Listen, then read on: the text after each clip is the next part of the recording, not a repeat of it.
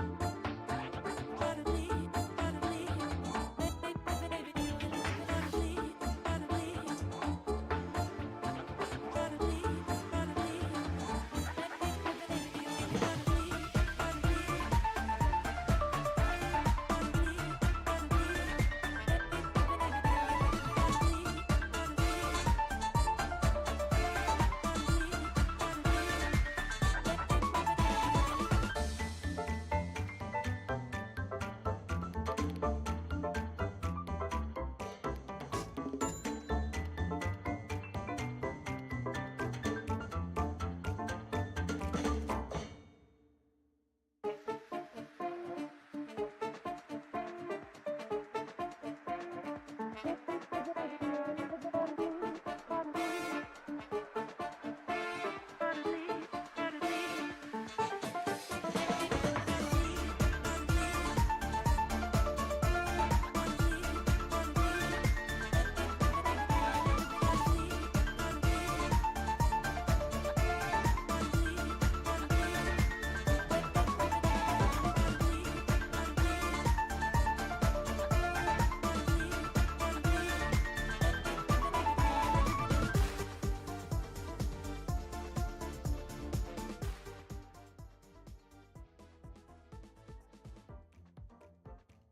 Hello, hello, hello.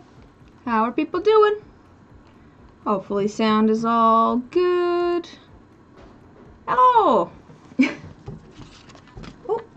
Oh, I forgot. Koshi doesn't like it when I talk.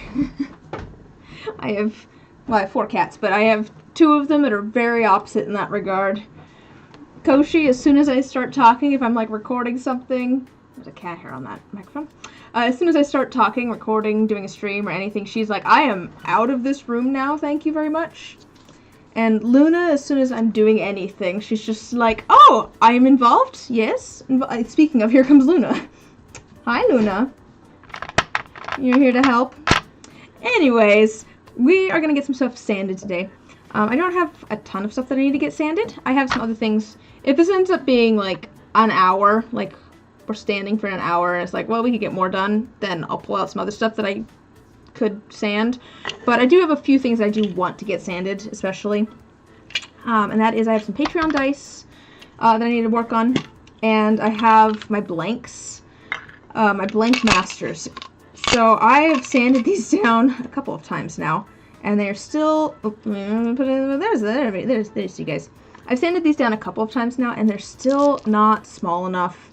They still push on my molds. I'll see if I can show you. See if this one will.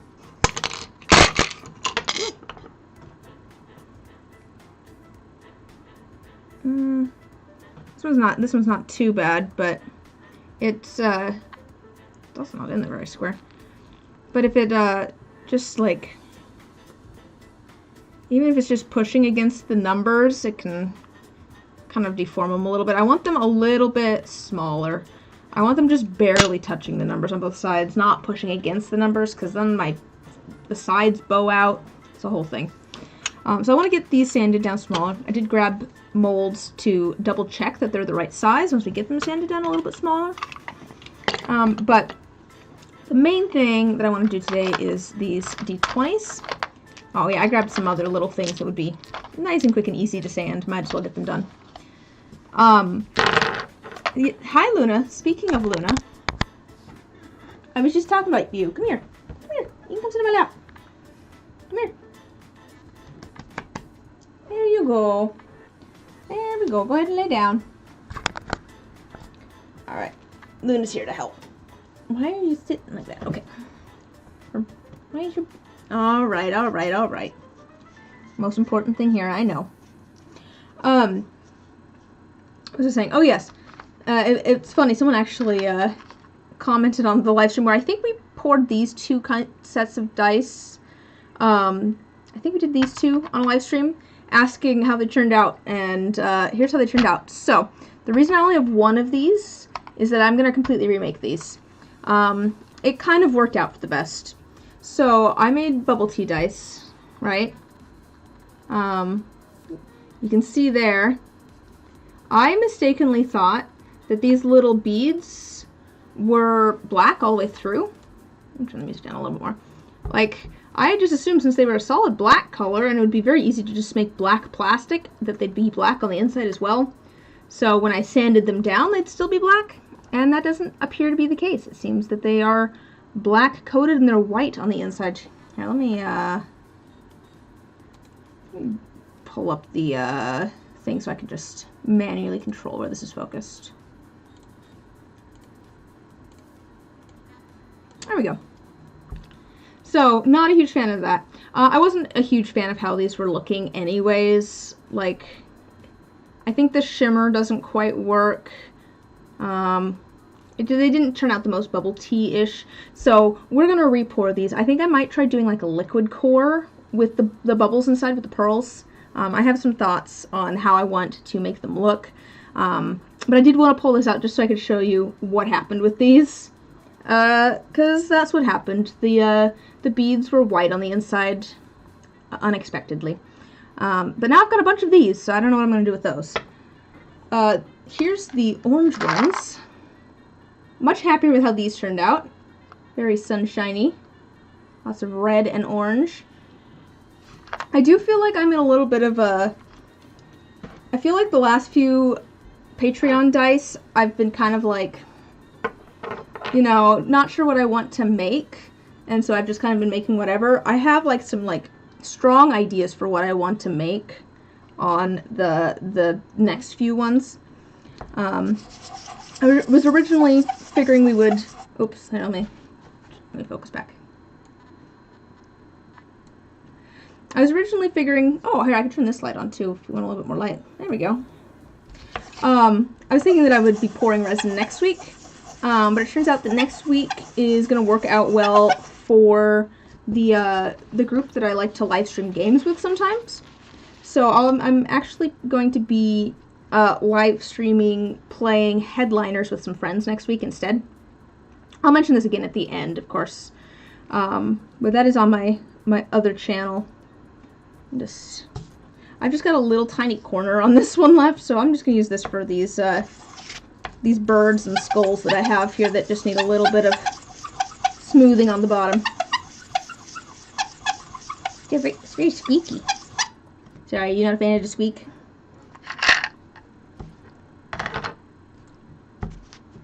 What are you doing? Oh, you must sneef? You must sneef? I think that's fine. It still kind of goes out a little bit, but it's not like sharp or anything. Woo! I'm trying not to bump my microphone, so we'll just bump the water all over the place instead.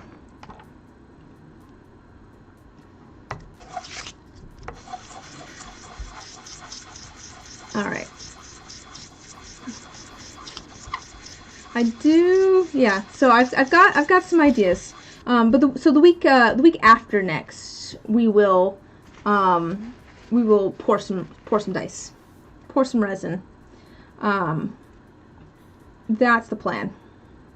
So not next week, but the week after we'll actually be pouring some resin, which will be good. Get back to that. It's been a while since I've done just some resin pouring. It's just kind of weird with my schedule. That's the nice thing about the summer, and part of the reason I feel like I could do Arcus is because I was working in the mornings, and now during the school year I'm back to working in the evenings, afternoons. And I don't like pouring resin before work. I don't like pouring resin before I have to be somewhere, because it just feels like I'm rushed. I'm not a fan of that. So now I gotta either do it after work or do it on a day that I'm not working, which is like, you know, Sunday. Or I've got things like every night of the week. So it's figuring out when I'm pouring resin is a struggle. So it works out doing it on stream. I think we'll be doing a couple of streams pouring resin. Although I'm thinking that I might need to do a mold making stream first, because I really need to make some more molds, and I've been putting it off because I'm not a fan of making molds. It's the least favorite part. I much prefer sanding over making molds. Maybe not much prefer, but I do prefer sanding over making molds.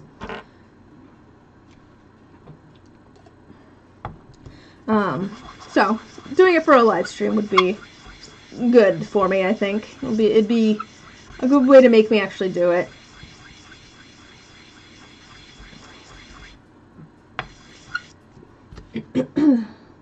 But especially if I get the blanks all sized correctly today, then it'd be good to make a new set of blank molds. I will need to figure out, because I could really use a bunch of D20 blank molds. I could really use a bunch of D20 molds, since I'm making all of these Patreon dice.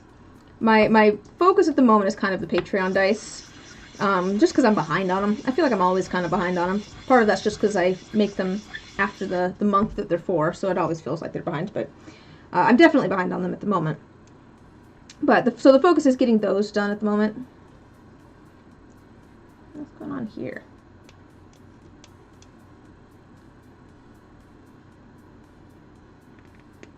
It's like the this white resin kind of came down along the side a little bit, so it's a little bit funky there. I think it's okay. I don't know about sanding this bird. It's a little bit odd. I guess we'll just try and sand the bottom flat. Maybe this one will go on a magnet or something. Here's a question for you guys. So I've got a bunch of birds and skulls, just random miscellaneous birds and skulls of various designs. I've got more of them too. So I've got a bunch of, I've honestly just got a bunch of random little things that I've made for like selling in person. So I've got a bunch of like keychains and some jewelry and stuff. I'm planning to put them in my shop. When it comes to like these little birds and skulls and things, how should I list them? Because they're all different. Should I list them individually? Should it be a mystery grab bag? You know, get a mystery bird or a mystery skull or whatever for a couple bucks. I mean, I could have a whole section that's just like add-on items type thing, where it's like, you know, $2 items, $2 to $5 items, where it's just like a mystery grab bag type thing. I suppose I was also thinking of making actual like mystery, not mystery grab bags, but sort of. I don't think anyone would actually get them, but they'd be really fun to make, and that would be like a mystery trinket box type thing, where it's like you give me a theme and I will put together a bunch of random things that kind of fit that theme. Like it could be a color, it could be mechanical, it could be nature or whatever, or a certain aesthetic. Because I do think that'd be fun.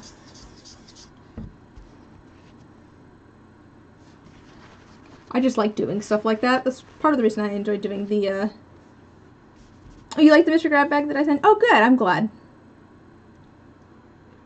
Yes, hi, hello. You know, sorry, you just made me think of, I occasionally will have people, like, message me on either like individually on Discord or on social media, and I am much more likely to respond to you if you send a message like your first message, where it's just like, here's some like actual information. If someone just says, hey, I don't respond. Just like, I don't know what this person wants. I'm not responding to that. If doesn't happen very often, but if you ever want to like get a commission from me, don't just message me saying hey. I won't respond. It's flatter on the bottom, but it's not necessarily the smoothest. How are you doing, Tara?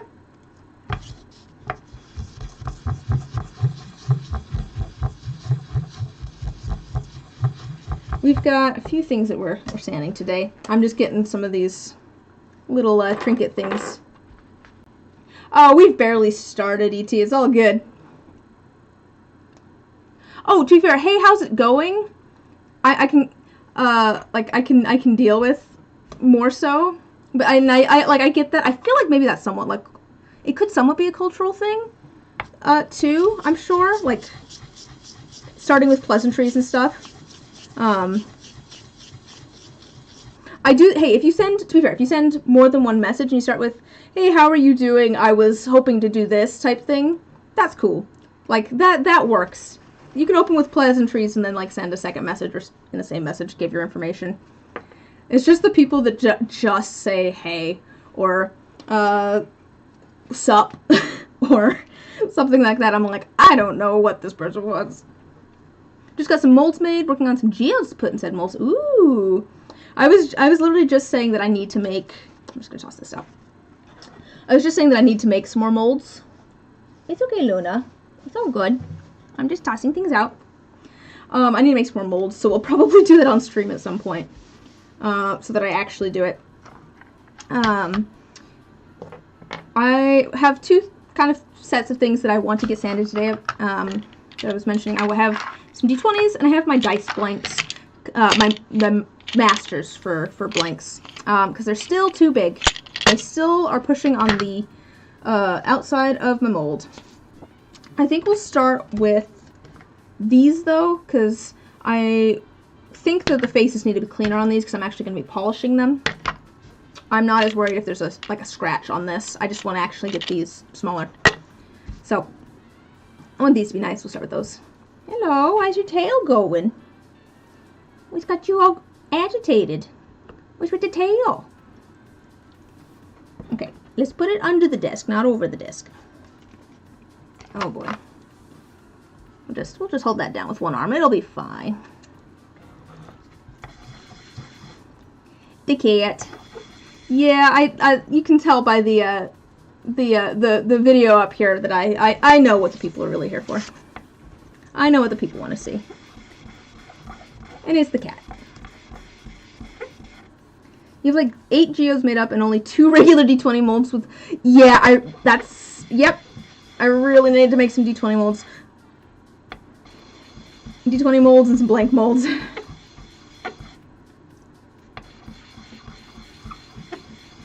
Maybe I should make some like D20 slab molds. I guess the thing with slab molds is that if one of them goes, then like the whole thing is kind of done.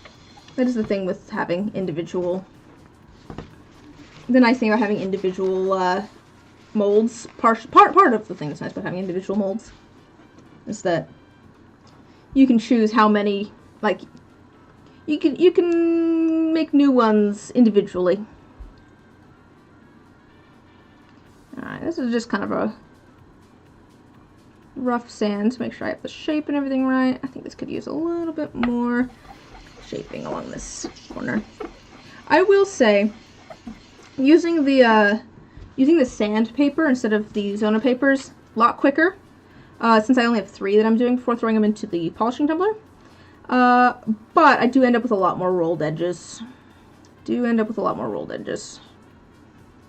Much easier to accidentally catch it. Like, it likes to catch a lot more than on the Zona paper. Alright, I think that's good though. Here.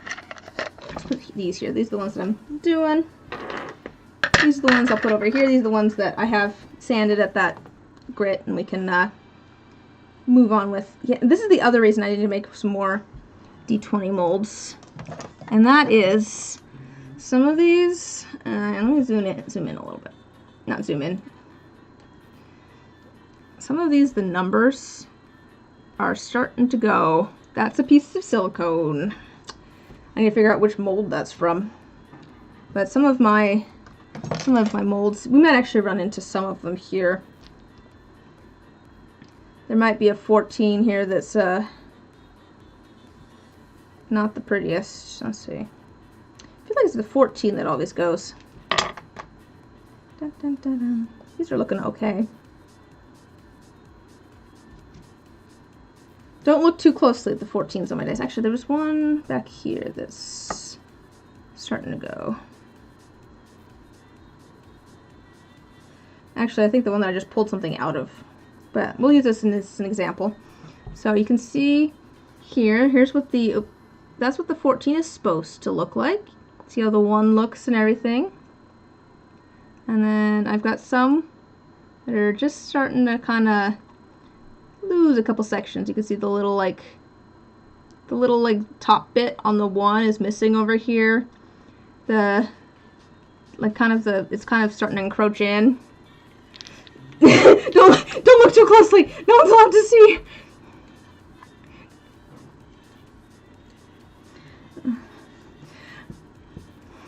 I do also like the don't look too closely shows it to you really closely. Don't think too hard about it. There's something that I realized when I kind of first started making dice is that you notice the flaws a lot more than other people do. The problem is you got to figure out which flaws are actually issues and which ones aren't, which maybe sounds a little bit weird, but if you want to make something with no flaws, you will never actually make anything. Yeah, everything ends up with some sort of little flaw to it, that sometimes the numbers are a little bit messed up, or there's one corner that's a little bit high, or maybe the a plant is kind of poking out the side a little bit. There's lots of ways that flaws can happen. When I first started, I did not do a very good job of polishing. My polishing is so much nicer now. But the thing is, you got to figure out what is just going to be an issue. You didn't see anything? Yeah, I can see exactly. Yeah, oh yeah, see? You didn't see anything. It's all good.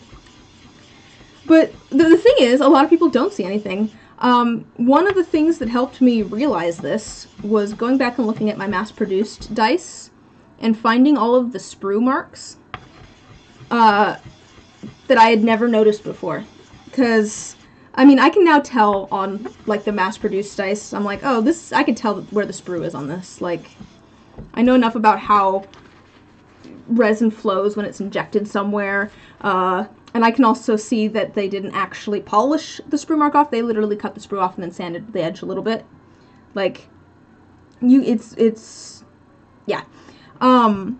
But the point being, going back and looking at the mass-produced dice that I had never noticed any flaws on before, and going, oh, this isn't actually, polished. This is just sanded off, helped me feel better about some of the smaller things on my dice. But again, it's you gotta kind of figure out what is going to be just a you problem, what's going to be an actual problem, and also which problems are you okay with existing and which ones are you not okay with existing. Something that actually causes a functional issue, that, I have more of a problem with that. If I have a side that's bowed out, that's a problem for me, because I want the things that I'm making to be actually usable. If I have one corner that's a little bit over sanded, it's probably not too big of a deal. Probably not too big of a deal if I have one corner that's a little bit over sanded. Do it, yeah. Probably are. Sometimes you can kind of tell where it is just based on how the how the sparkles and stuff are laying, because you can kind of tell where they flowed from. Yes, like your obsession with no bubbles in your paint. Like, I would never notice that. I don't care about bubbles in my paint, so I don't like it if there's a bubble and then you can, like, see the dye through necessarily, because then it just feels like it's not painted completely. But if, like, it's all blue and there's just a bubble in like, the blue, it's like, who cares? But if that's something that annoys you specifically a whole lot, and you're not going to be happy if you send out dice with bubbles in the paint, then, you know, don't send out dice with bubbles in the paint. I am... Yeah, to be fair, and that I was just going to make that the same point, is that one of the things that I can't stand in my dice, I don't really care about it in other people's dice, is micro scratches, like at all. I leave my stuff in the polishing tumbler until there is 0 micro scratches. And the thing is, like, they're so small and inconsequential. When I was first making and selling dice, I was doing everything by hand. There were so many micro scratches. No one said anything. But I mean, now that I polish my stuff way too much, I've had people tell me that I have, like, better polished, like, my dice are more polished than a lot of the ones that they get. And it's probably just because that's the thing that I've focused on and I can't stand, even though it's not a huge functional issue. And there's some things too where I'm like, I want to fix this issue. It's not necessarily a huge functional issue, but I don't like it aesthetically. And one of those is getting the blanks the right size.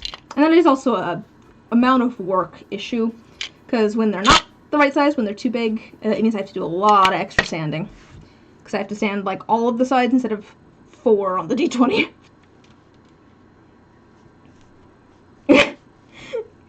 None of your customers are going to do that. It's not... That's what... Yeah. Tell your partner to stop it. Tell your partner that I say to stop it. It really doesn't matter. People do not care that much about micro scratches. As evidenced by the first dice that I ever started selling. I did actually go back. So when I first started making dice, I probably started selling dice earlier than I should have. Evil, but you do the same just because it's funny. So rude, E.T. So rude. But no, when I think I was maybe a couple of months into making dice when I first started selling them. But I did make sets. I did start out by making sets for me and for D&D buddies and for family. You know, that's how I practiced. I mean, I also started out with cheap, crappy molds from Amazon. I almost didn't get masters made. I almost did not get masters made because I was like, I'm never gonna sell these. You guys have probably heard the whole story before about how this just happened. I didn't actually mean to start selling dice, but I feel like that's how things happen, right? That's a lot of stories. All right, how do we want to do this? I just want this thing a little bit smaller. Ugh.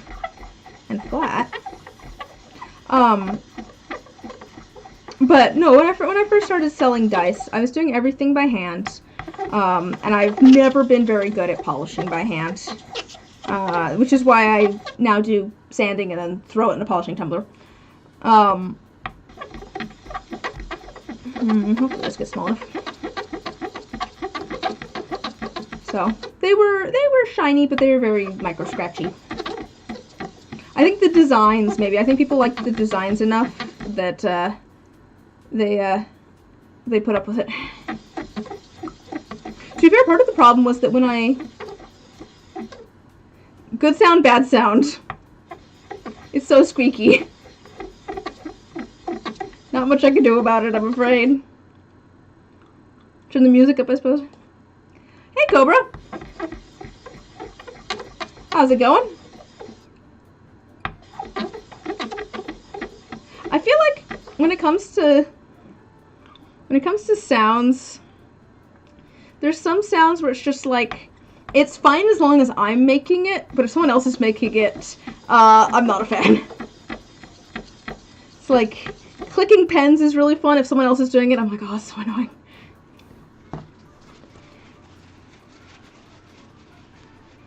Oh, yeah.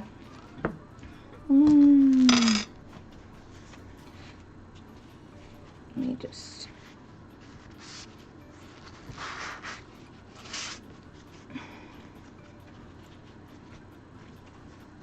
Oh. Oh yeah, you tried the... Did you try the glue thing with the coaster?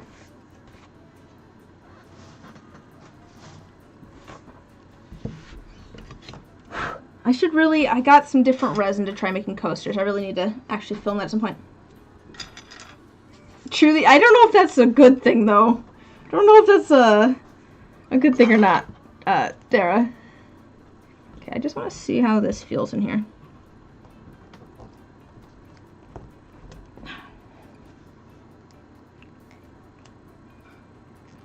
Okay, just a second.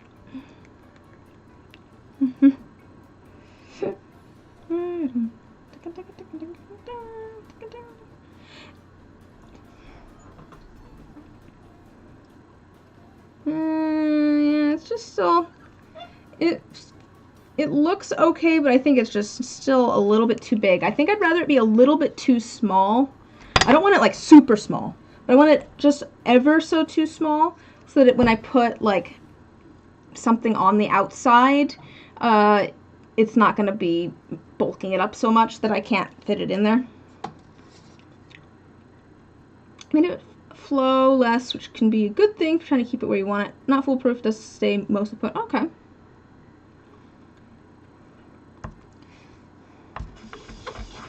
I wonder how thick you can make the resin. For people that don't know what we're talking about, Ribinator came out with a video recently wherein he put Elmer's glue into resin and it made it very, very thick. And the idea there is that you can use it for like suspending glitter and things like that. And so Cobra was doing a little bit of an experiment with a coaster to see how well this worked. I did put a post in the Discord. Oh yeah, I can see. Oh yeah, Tara responded. But it was kind of funny timing because I had it on my to-do list to make a tutorial on making glitter dice, and then that video came out and I'm like, I don't want it to seem like I'm just, glow powder did suspend pretty good in the glue. That's interesting to me, because glow powder loves to sink.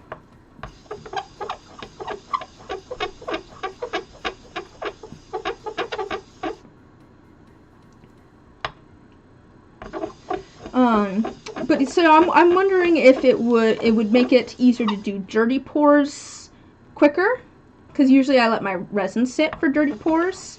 I'm curious if mica drops would still work at all.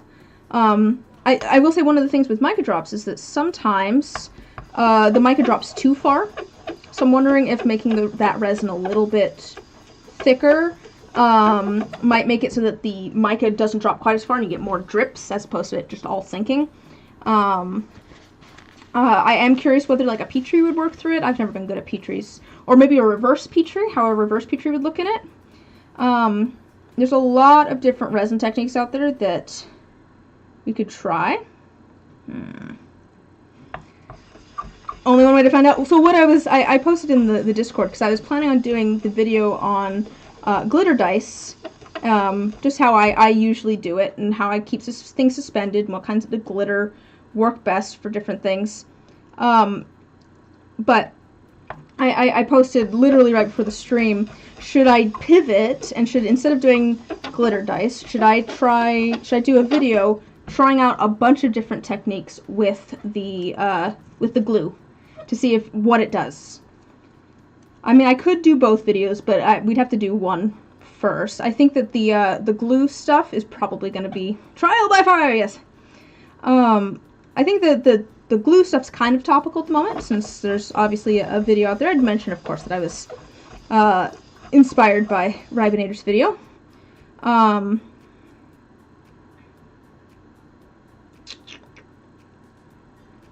But it's a question of which one should I do. I do think maybe the glue experiments might be better to do first, because then if it does turn out to be the best way to do glitter, then that's good to know for an actual glitter dice tutorial video.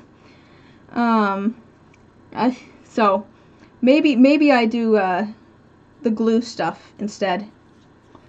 Playing ideas like spaghetti, see what sticks. Yeah, just see how it affects things.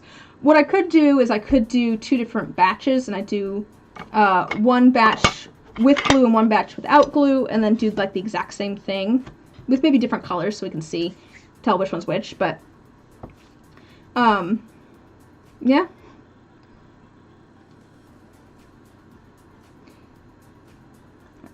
One of the things that I'm curious about with the glue, though, that I'm not going to be able to answer with just a video, is what does it do over time? Like, does it cause the resin to yellow quicker? Does it keep the resin from yellowing? Does it do anything? Does it affect the integrity of the resin over time? You know what I mean? Like, is it going to affect anything structurally, I guess, with the resin? But some of that stuff, I feel like wouldn't be able to tell immediately, like with the yellowing and stuff.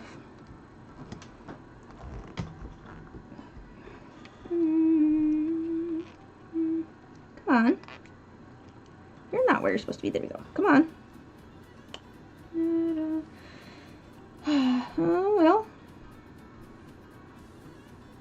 Actually, it's looking better.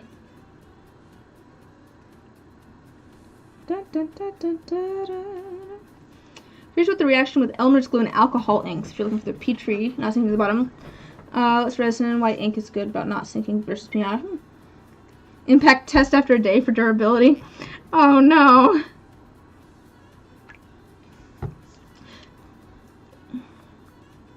Yeah, it's the long-term effects that I'm curious about. Yeah.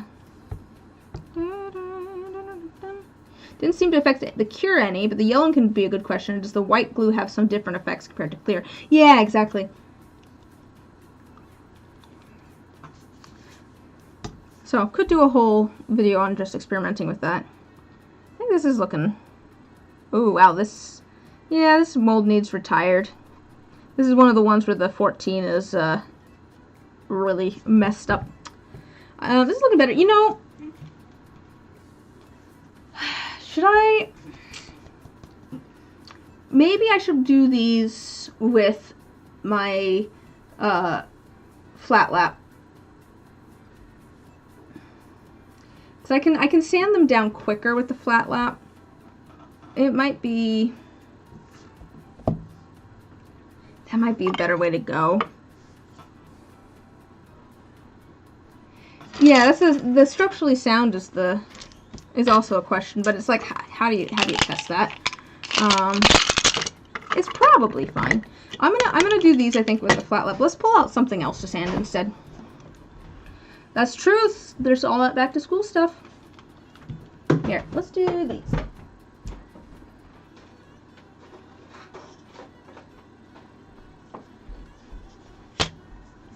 I've got all these miscellaneous Vampire the Masquerade dice.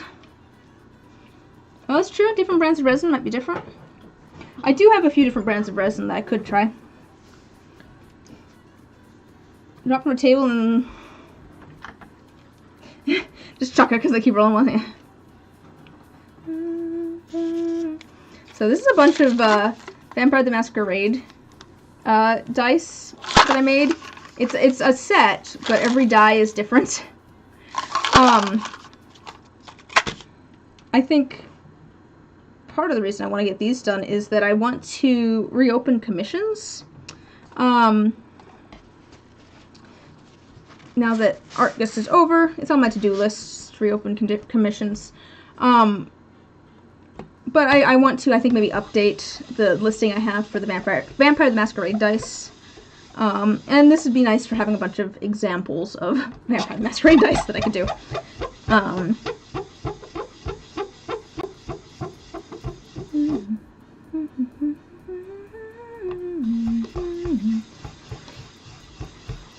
I should figure out. The vampire dice are always a little bit fun to figure out pricing on. Figuring out pricing is so hard. Okay, that was pretty good. But part of that's just because technically a full set is like 15 dice, which is just a ridiculous number of dice. Finding games so you have an excuse to make or buy more dice. Actually, I did a one shot. I was at a one shot yesterday, literally yesterday. It was pretty good. My brother and I played a pair of Little Old Ladies. Let's see, craft stores. Some places already have Christmas stuff. Yeah. Let's get through Halloween. Yeah. That's true. It's true with the craft stores at the very least. I mean, there's all sorts of decorations other places too, but yes, the craft stores with the Christmas stuff is we gotta start now. I really should start working on making some Christmas presents. That'd probably be wise.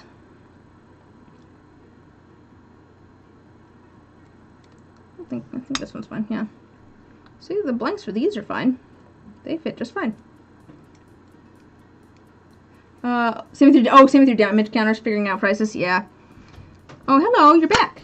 You need to come sit in my lap again? Yep. Hello, come lay down. Come lay down. Yep, lay down. There we go. Come on. She's back. Why are you sitting like that? You're sitting all funky. You're sitting all funky. You're not actually sitting. Your butt's up here, and your leg is like, you're like standing in the back. Why are you? She's just kind of leaning against me. Why are you doing that? Your leg is fully extended. You're standing. Okay. She's so soft. Hello. Are you here to put cat hair and everything? Hello, tail.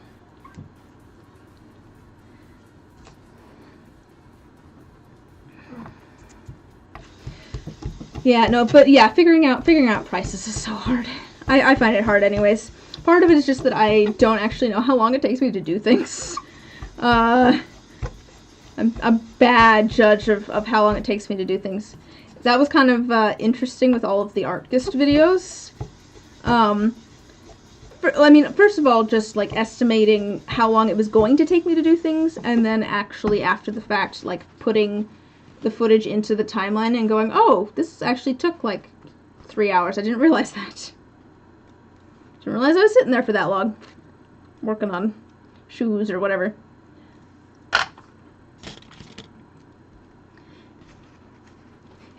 Keep telling yourself you'd start a timer when you're doing dice. So with the dice, one of the things that, so there's two ways that I have ended up figuring things out with the dice.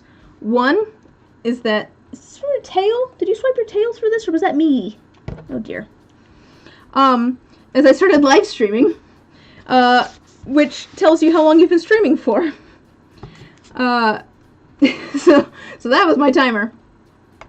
The other thing is I kind of figured out formulas for myself, because I was like, okay, so there's, I actually charge things by the number of faces, like, number of faces, not the number of dice, to a certain extent.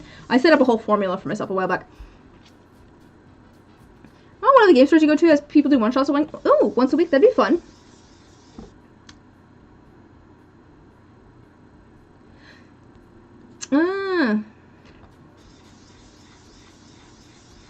Listening to podcasts or full albums. That's true. Yeah, you can find out how long they were. get to the end.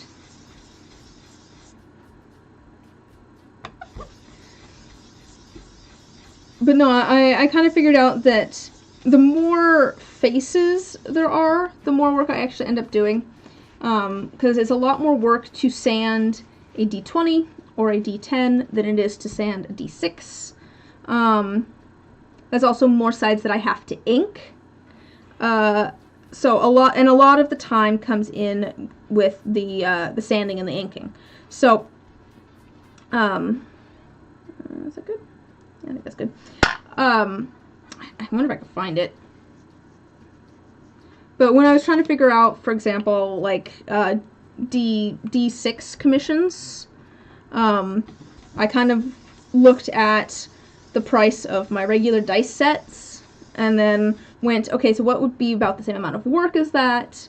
And then how do I split this up in a way that makes sense? Especially since your host has 4 cats, and if a die fell off the table, a pretty decent chance a cat will bat it somewhere. That's true. I mean, that's why I switched from the Caltrop D4s, is because these guys love to knock things off of my desk, and I don't want to step on them. The little diamondy crystal D4s are a lot less pointy. Still not great to step on, but not nearly as bad as the pointy ones.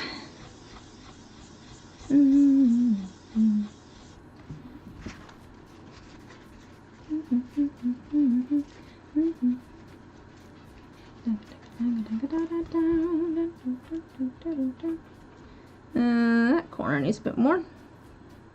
That's still not quite flat. I know, it's fun having a fun-shaped D4. That's true. Easier to read, yeah.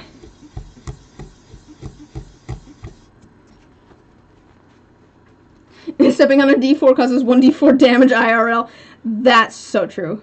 So true. Also, hi, Hannah. How's it going?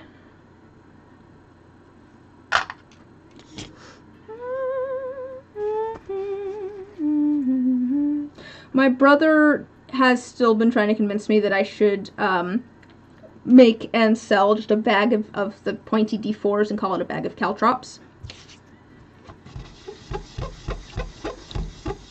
Honestly, I think my, don't tell him I said this. I'm pretty sure he is more creative than I am. He comes up with a lot of good ideas for things that I then go, ooh, that sounds like fun. I shall make that. Don't know. To be fair, he does also come up with some random ideas that I'm like, I'll think on that. Let's workshop it. But bag of caltrops does sound funny. I do kind of want to make some, like, improvised home defense weapon. Oh, gosh. No, that's the battle axe in the other room.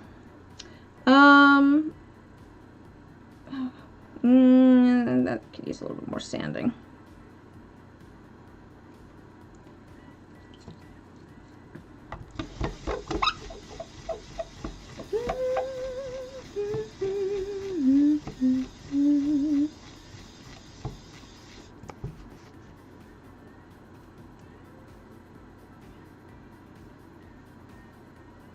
Where's the... Yeah, extend that size more. Wouldn't want to get smacked by a bag of pointy dice. Oh, I assumed we were, like, scattering them on the ground, like Home Alone style. It's a 5-foot lizard I keep as a pet? Yeah. You weren't supposed to tell anyone about the 5-foot lizard, E.T.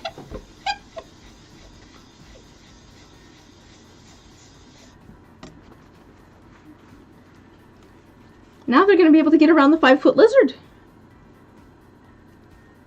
They can't know about the 5-foot lizard.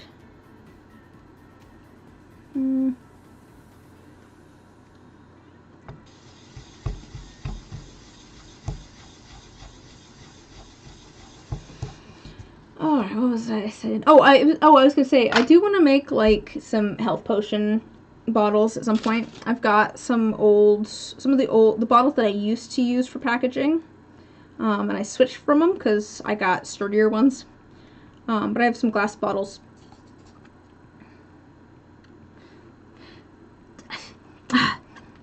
am I gonna do with you? But I know I have some glass bottles that I was thinking of, you know, you fill them part of the way with resin and then you make some D4s to match so that you have physical health potions. It's kind of fun. Slingshot loaded with D4s. I feel like a D20 would work better. It's a little bit heavier, right? Although, are we going for, like... I feel like it's a slingshot. Maybe we're going more for, like, heft than pointiness. Right? With a slingshot. D10s? D10s? Yeah. Especially these ones. My vampire ones are quite pointy. They might, you might get best of both worlds with these. You've got heft and point.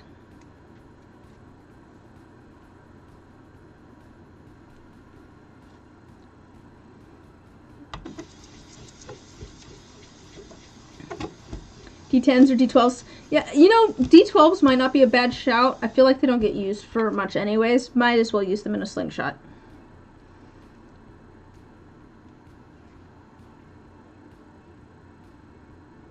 I think that's good. I should show you all of these. I'll show you all of these once they start getting a little bit more sanded. Because I've got some fun designs here that are kind of pretty.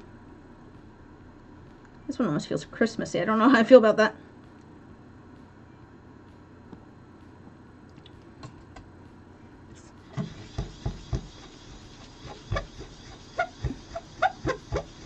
Slightly wiggle the cat around.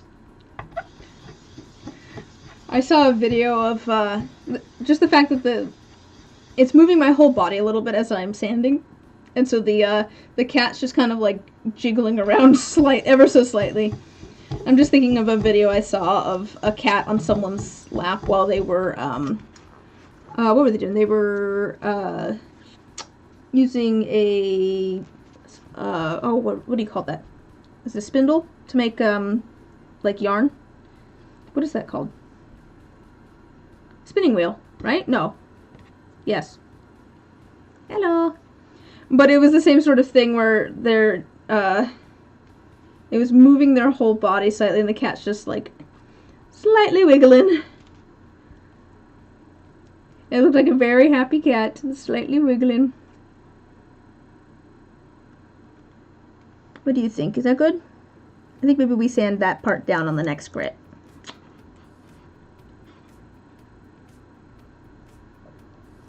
This corner could use a little bit more.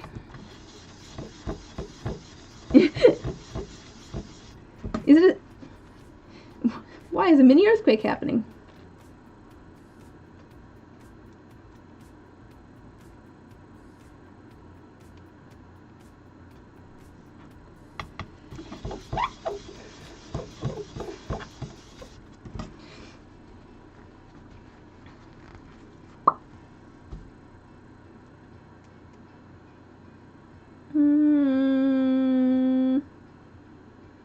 I think this whole side needs... We need to do a bit on this side. Oh, it's so squeaky. So squeaky. I'm so sorry for the insides of your mouth, Tara.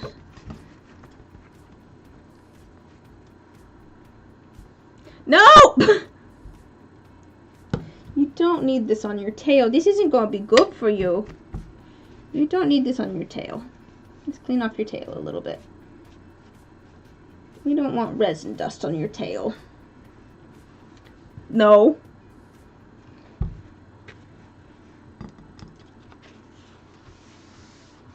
Let's just do that real quick.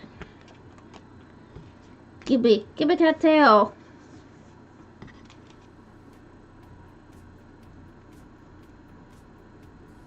Okay.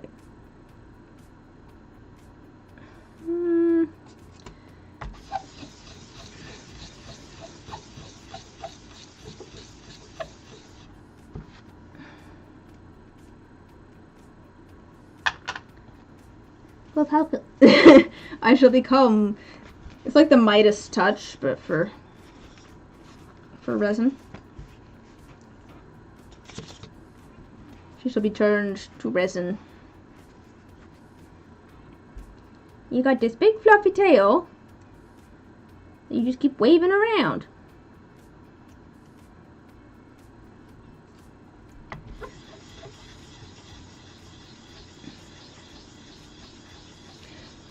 Oh, like I was saying earlier, though, this is the cat that as soon as I start talking, she's just like, excellent, I shall join you. Where are we talking? She's actually a very chatty cat. This is the same cat that likes to go on walks and talks, as we call them, wherein she leads us around the house while meowing loudly. Oh my gosh, she's so loud. I took her to the vet on Friday, just for, you know, normal shots and things, regular checkup. But oh boy, she was not a fan of being in the cat carrier or being in the car. She can scream at such a loud, like, a loudness and just like the right pitch where it's just like, oh my gosh, it was so loud. You're so loud. Huh? Do you want to talk to the people? No, you're happy just being here. Obviously, she's not so traumatized that she doesn't want cuddles.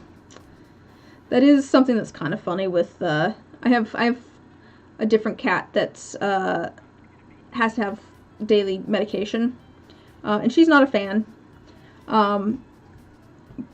Like, she really does not want to take her pills. She has to have them twice a day, once in the morning, once in the evening. And we kind of, like, hold her down and throw them in her mouth. And she will fight it as much as she can. Oh, excuse me. She'll fight it as much as she can. But as soon as she's actually swallowed the pill, she's just like, oh, okay, cool.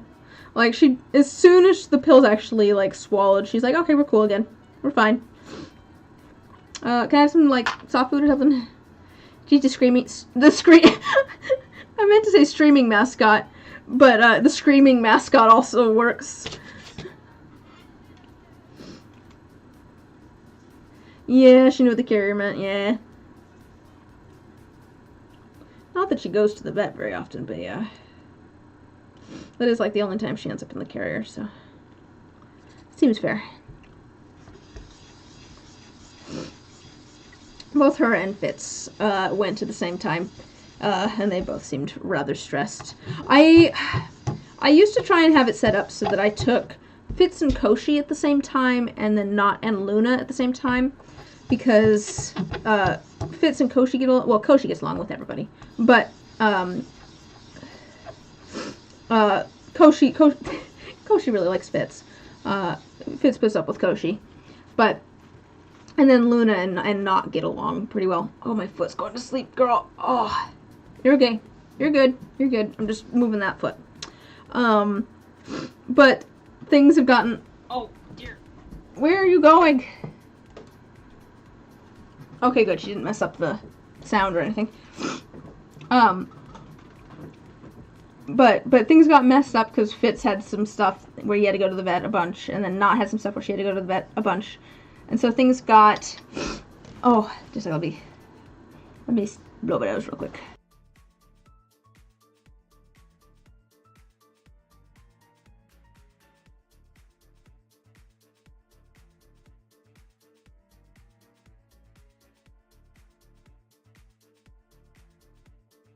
I'm so sniffly. Probably the cat. But things got swapped around, so now Fitz and Luna go at the same time, and then Not and Koshi go at the same time. Like, the reason I was sending them two at a time was because they seemed less stressed that way if they had a buddy. But Fitz and Luna, I was like, I'm not going to put you guys in the same carrier because I don't know if you'll get along well enough for that. They kind of just don't want anything to do with each other for the most part. And so they were just both still stressed. Have I ever painted any of the cats? I assume you mean on, like, a canvas and not, like, paint onto the cats. Have I painted any of my cats? I don't know if I have. I was debating for, have I? I don't know that I have. To be fair, I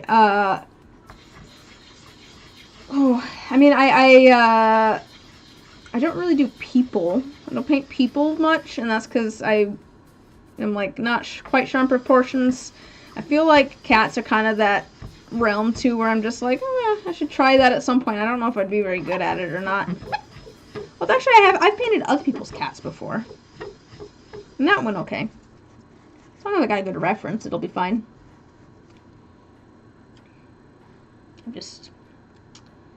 How are the sides looking? Okay.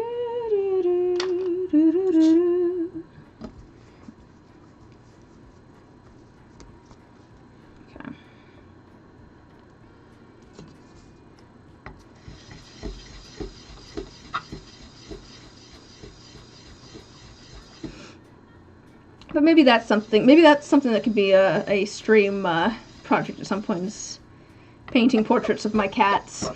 That seems like something that'd be a fun, chill stream. I've got so many ideas for streams, though, coming up. For those that weren't here when I mentioned it earlier, next week I'm going to be playing Headliners with some friends over on my other channel. The week after that, we're going to be pouring some resin. I need to make some more D20s. And then after that, I think probably making molds. I'm gonna get some molds made, and after that, probably pouring more resin because I've got more Patreon D20s that I need to make. But I kind of want some of the molds first.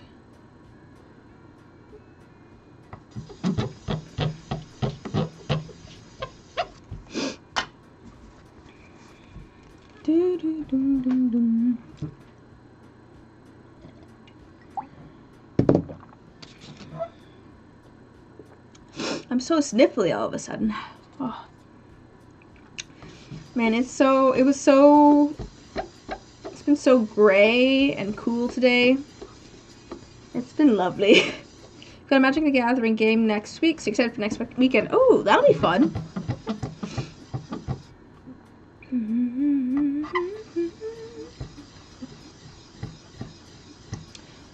I don't think I have another D&D game for like a month. Which I'm okay with, honestly. To be fair, I'm a bad dice maker. I'm not actually a huge fan of playing D&D. I think it's fun, but I like it more as an excuse to hang out with people. I don't care as much about the game itself. I like it's one of those things where it's like, I enjoy watching other people do it. A bit warm and humid there today. Oh, okay. It's finally starting to cool off here, which I'm happy about. It's been very warm. Apparently it's supposed to be high of like 85 this week. Oh, pollen. Yeah. I feel like we don't get as much like pollen and stuff in the fall as we do in the spring here. Oh dear.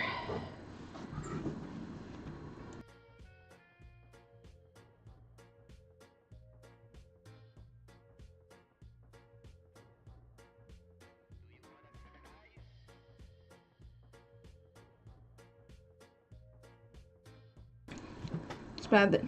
Oh gosh, you're not even allergic and it's affecting you? Oof.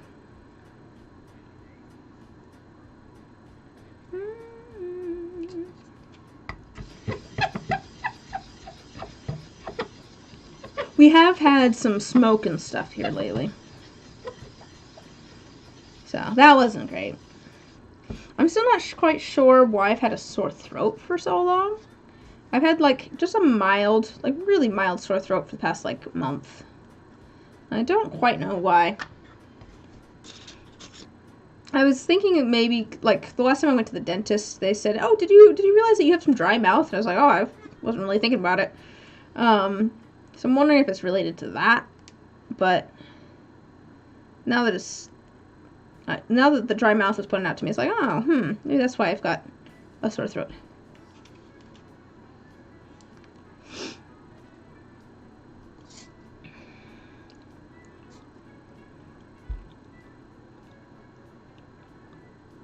Washington State, where it's normally always humid or raining, and there's still pollen everywhere. Yeah, I feel like, so I lived in Seattle for a couple of years because I went to UW for a couple of years. And It's like humid and it's kind of misty. It's not like raining all the time though.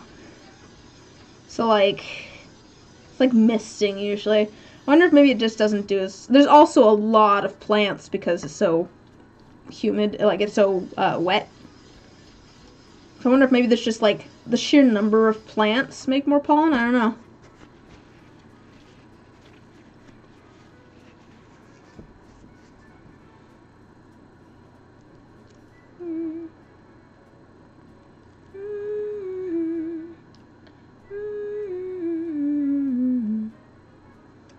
How's this feeling? Could use a little bit more. More like a mist or like drizzle. Oh yeah, when it decides to rain, it rains. Yeah.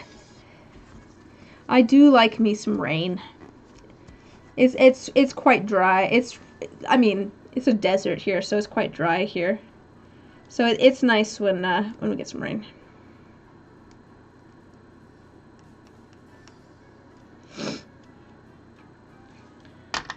Oh, I remember I had a friend from Seattle coming to visit at one point. And he made a joke that, well, he was making a joke that there was nothing to do here. And he did that by posting like a gif of like a tumbleweed. And I was like, oh yeah, we have those here.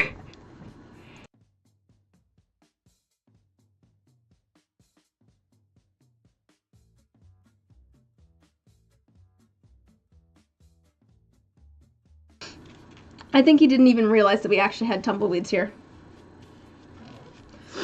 Which we do. There's very much tumbleweeds here. I have seen tumbleweeds the size of cars. Not usually, but occasionally. That was a really bad windstorm.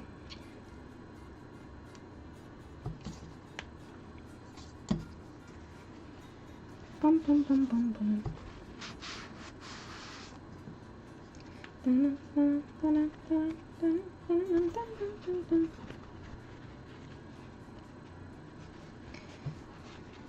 I will say the dryness of where I live is nice for all of the resin.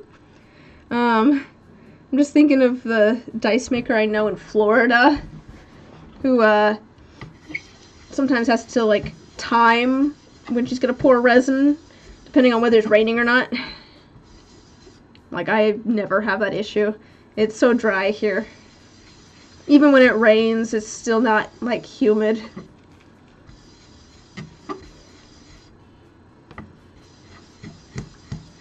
Always dry.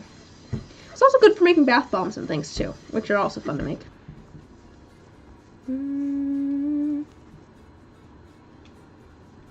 Oh, that's fun. All the lizards and stuff would be out.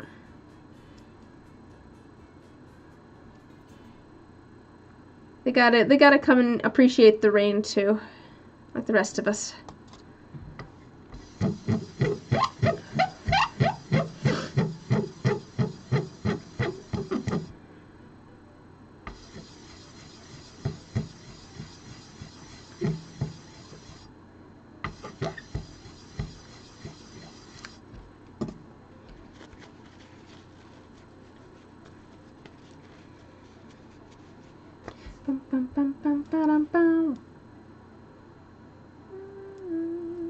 How's that feeling?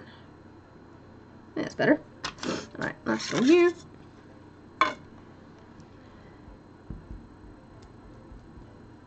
This one's a liquid core. So yeah, the plan for this boba one that didn't turn out, I think I'm going to try doing liquid cores. I think I'm going to try doing liquid core dice with that are bubble tea themed instead of just trying to do them like that with the little black beads directly in there. I'm realizing you can't see them. Let me. So, because that caused problems. But I'm thinking I'll put them in like a liquid core. I think that might be kind of cool. Oh my gosh.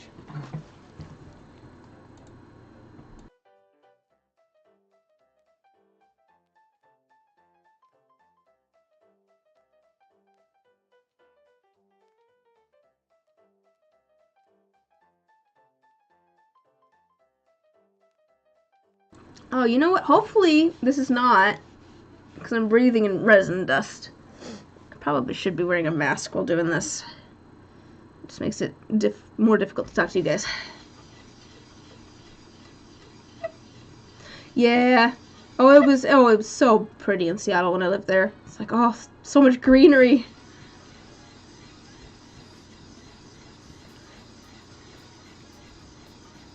Try a blank maybe and pour a little milky resin. Yeah, I have some ideas on how I'm gonna do it, and that's kind of the plan. I think I'm gonna do kind of like a translucent and then a like slightly milky brownish color on the side that has the opening for the liquid core, and then I might add a little bit of shimmer in there with the beads. I don't know, maybe just a little bit if I do, but I think I'm not gonna do really much shimmer in it. I think that's kind of what threw this one off too. I didn't like this how these looked even before I started sanding them and ended up with the white dots. So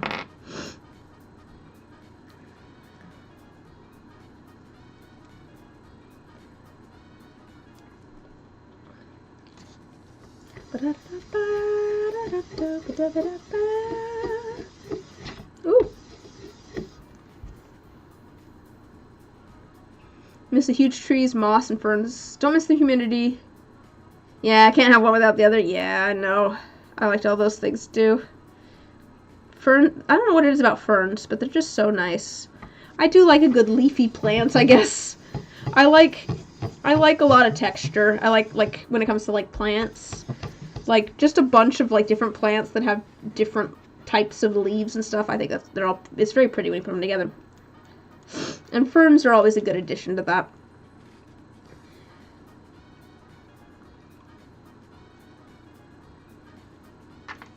Oh.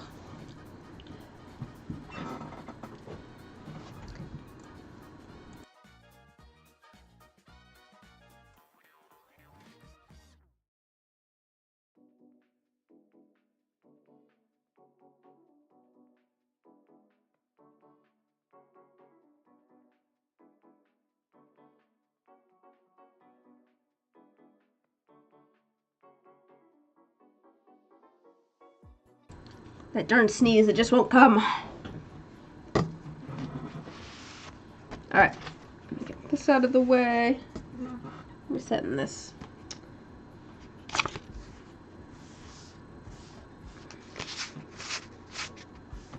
Set that off to the side.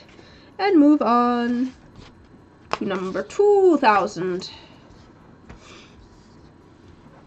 Let's see. Someday we'll go to the Hall of Moss over in the something rainforest. Some really cool videos on YouTube doing walkthroughs. That sounds cool.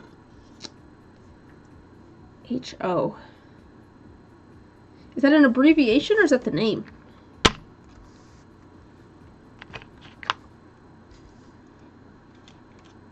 A whole, like, museum for moss does sound pretty cool, though. I'm assuming that's kind of what it is. I guess it'd be botanical gardens at that point. A museum for plants is just a botanical gardens, right?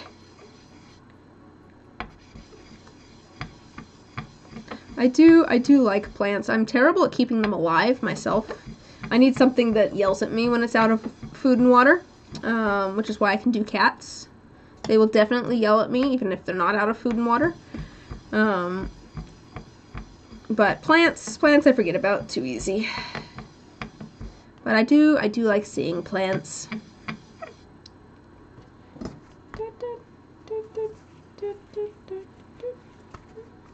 That's the name you believe it's in the Olympic Forest.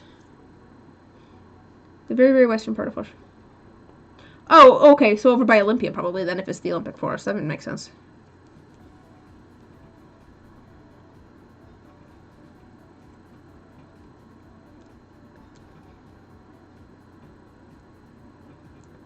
That's pretty good.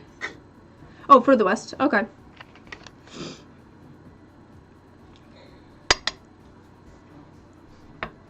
Isn't Olympia... Is Olympia... Where is Olympia? You'd think I'd know.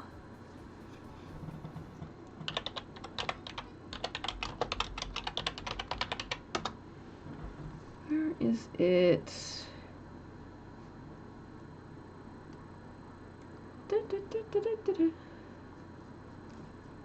Oh, okay. For some reason, I was thinking that Olympia was further west than it is. I was thinking it was... Oh, okay, there's the Olympic National Park. I was thinking it was more in, like, the... I don't know. Yeah, I was thinking it's... Yeah, it's not as far west. Oh, okay.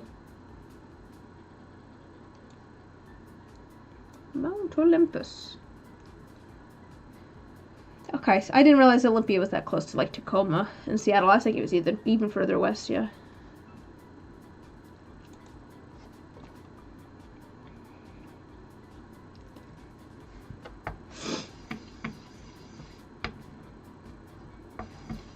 I am amused at the idea of this is the rainforest where I keep all my hose.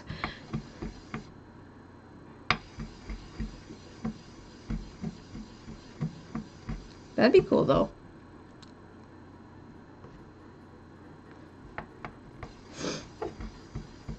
Probably beautiful there. All of the evergreen trees and everything in Western Washington and along the coast are so nice. It's so nice being among trees. Welcome back. Didn't miss much. Just the forest where I keep my hose.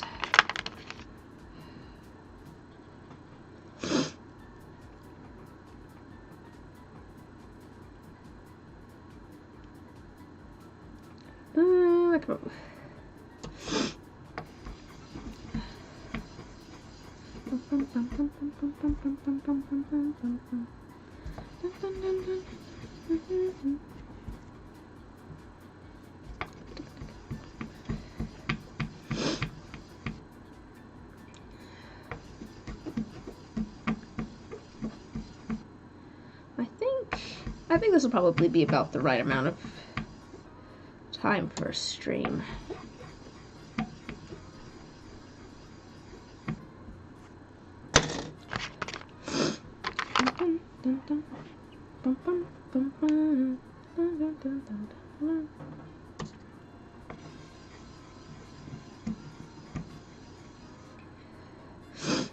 It'd be fun to do some more traveling. Man, I haven't really done a lot of traveling since I started doing all the dice stuff. Much at all, actually. It's always kind of weird when you're doing commissions, especially. Because if someone's waiting on something from you, it feels strange to disappear for like a week. Also, when you work for yourself, there is like a certain amount of like, anytime you're not working is time that you could be working. I don't know if that makes sense, but it's like, it is the problem with working from home too. It's just like, oh, I could be working on something right now. What should I be working on? Don't actually sit and do things. Although now that ArcGIST is over, I have actually just sat and done things. Convinced my brother to play Blueprints with me. We've been going through that game. Cool game. If you like puzzles and you like lore and you like that's really it. If you like puzzles and lore, interesting game. It's one of those games where you think you know what the goal of the game is going in, and then you actually reach that goal, and you're like, oh, that was the first chapter. Okay. I understand now, yes. Like, you're just unraveling mysteries that you didn't even realize were mysteries. It's also one of those games where everything is a puzzle, and you don't necessarily realize that it's a puzzle at first. Until you find more things that go, oh, hey, you should go look at this thing again. So we're running around looking at bird baths, like, what does it mean? It's like, they're just bird baths.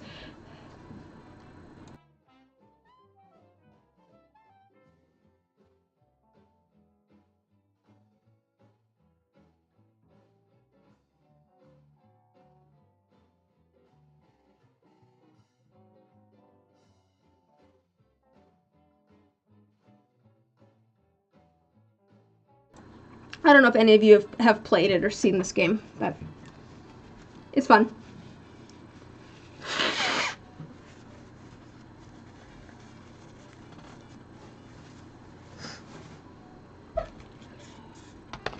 It is kind of my jam. I am very much a puzzle game person. I do like a puzzle game. I like multiplayer games. I like watching other people play games. And I like puzzle games. And this has kind of some of those. Well, I mean, my brother's controlling it while I'm watching and writing down all the notes. Have I ever played Hue? I don't know. What is... I don't think so. Is it some sort of color game? Bringing the bird bath you made this year out of a dollar platter and some rocks. That's pretty cool. The problem with having bird baths here is that we end up with mosquitoes. They do love them some still water.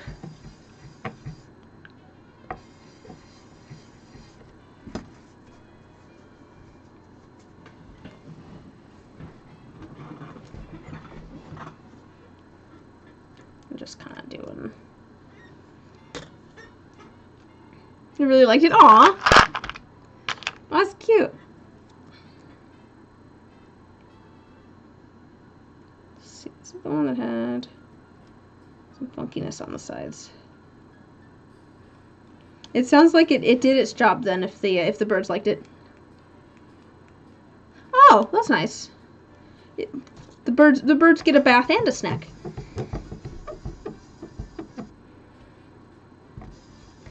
And it's a puzzle game where the right stick is a color wheel and you have to solve problems by changing the colors. Right. Is it on Steam? Or where, like, what platform is, or what console? Is it PC? Is it console? Is it a phone game? I'll have to look it up. Or you can post it in the Discord under, I think there's a games channel. If you have a link to it. I'd be interested in seeing it.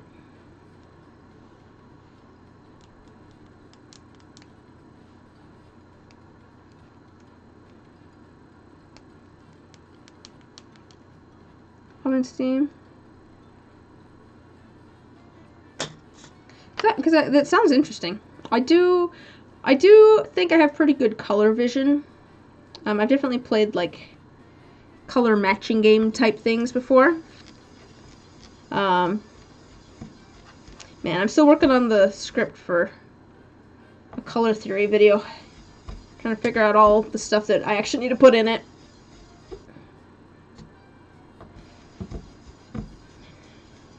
And what's actually going to be useful.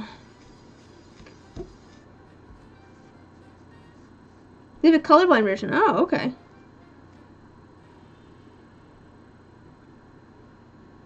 Yeah. That's what I figured you meant. Yeah, like an accessibility option type thing.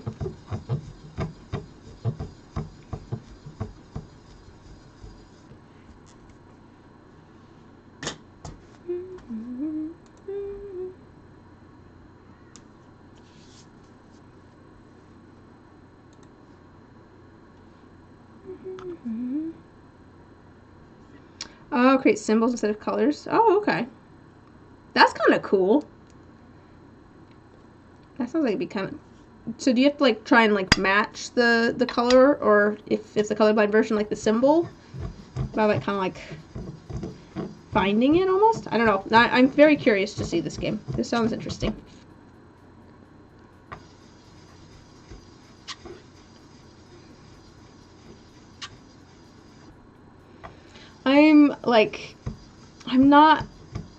I don't find a lot of time to play games. That just sounds like I'm like, I don't play games, but like, I play so few video games. Oh, I feel like I've done phone games like that before. I think I've done escape the room type games before. Different blocks of stuff, you gotta move around that are different colors. You change the color of the room. Oh, to reveal the blocks. Interesting. Oh, this one's got moss in it. That sounds interesting.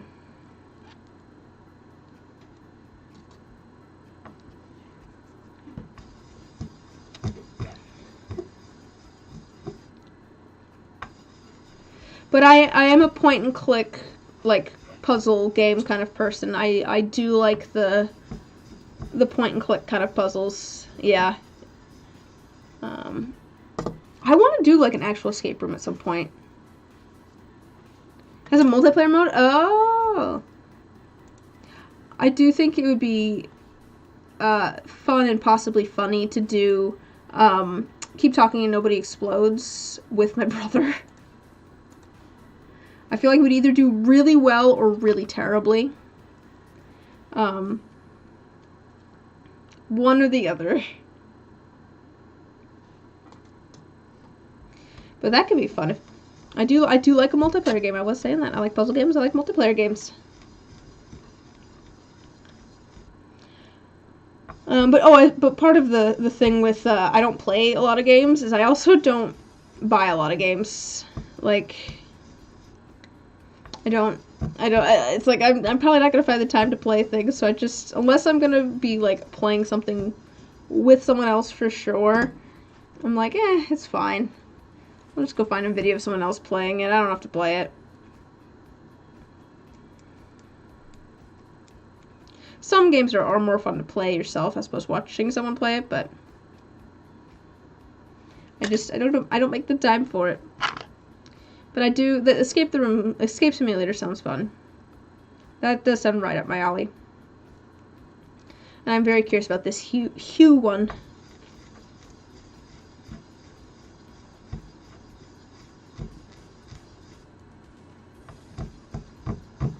What is everybody's favorite video game?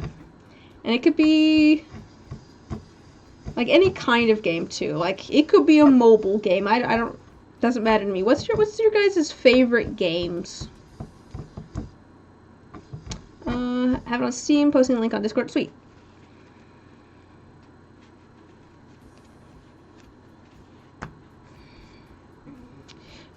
Man, I wish that I could set it up so that people could send links in chat. When I was streaming on Twitch, I had it set up. That's true. I am a Minecraft person too. Yeah. I do think Minecraft's fun. I like building stuff.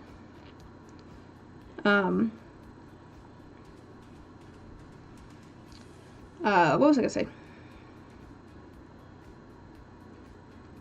I can't remember what I was gonna say. I got distracted. I was thinking about Minecraft.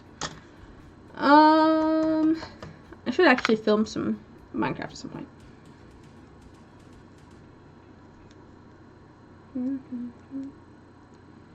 Red Dead Online, also Katamari has a special play. Aw, yeah.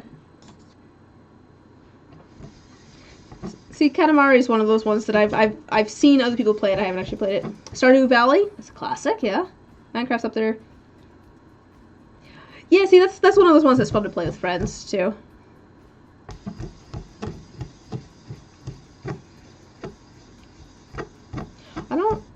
Do I know Red Dead Online? Do I know that one? Is that like, oh, Red X-Wing series of games? Man, I remember we had like that just reminded me that, so we had, what console was that on? But we had like a Lego Star Wars game growing up. That was so much fun. The Lego game, like the Lego games were always fun. Cause they were always funny.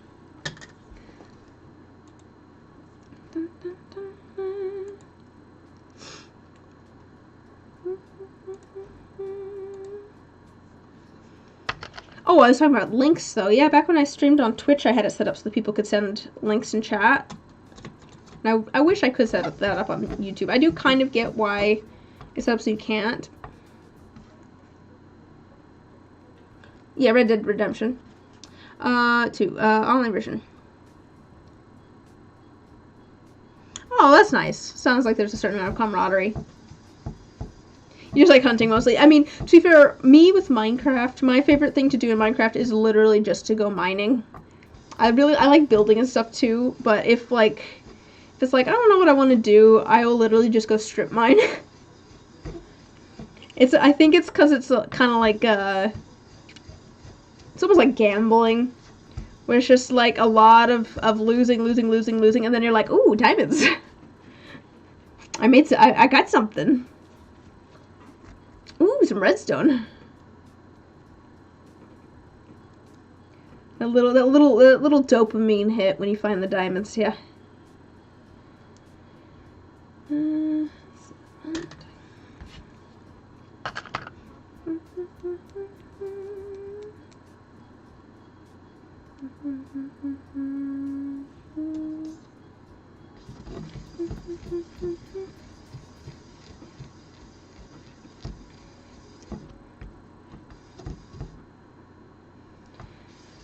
Let's see. Oh, you know what? One of,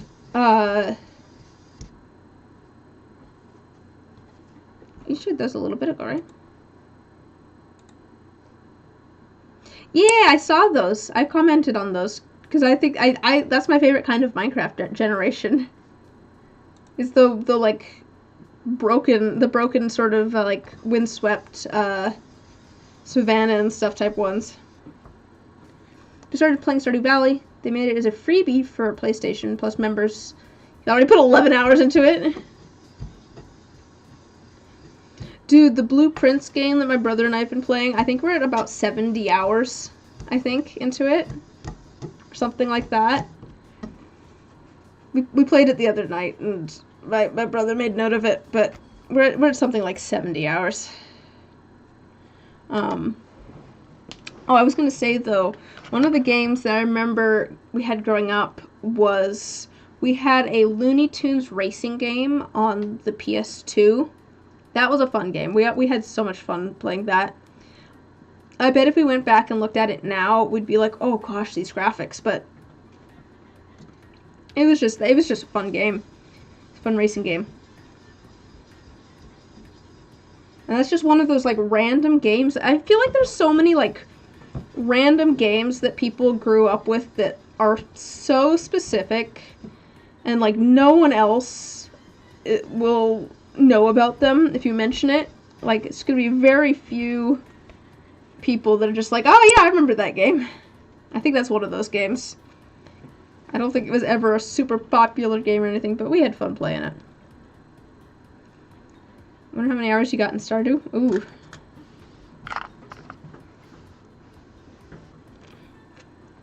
$481 hours in Stardew. Oh boy. Is there a way on Steam to, like, sort by which game you put the most hours into? You like Gadget Racers on the PS2?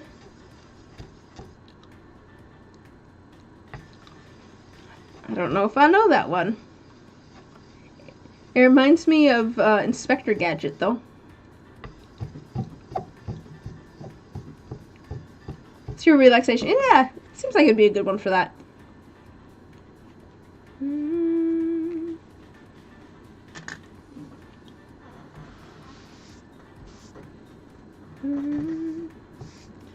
I've never played Stardew Valley. Does it have like a main storyline to it? Or do you kind of have to find your own storyline a little bit? So I know that there's different like romanceable NPCs and a bunch of different characters and things. But I'm wondering if there's like a main storyline in Stardew Valley. Because I don't know.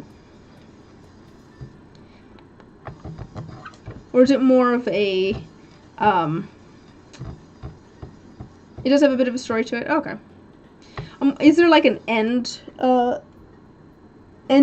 to the game? Or is it more of just like a keep building your farm type thing?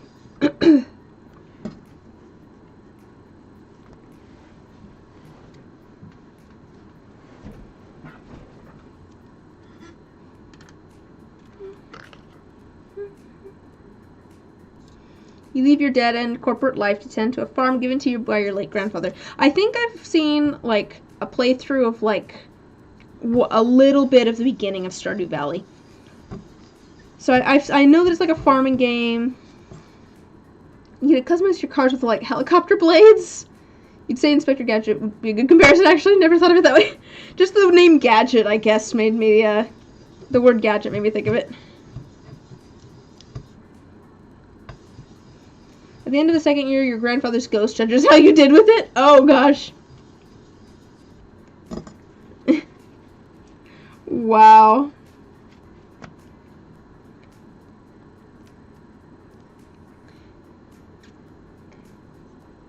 Can you keep playing indefinitely, or is that kind of like the end of the game then at that point?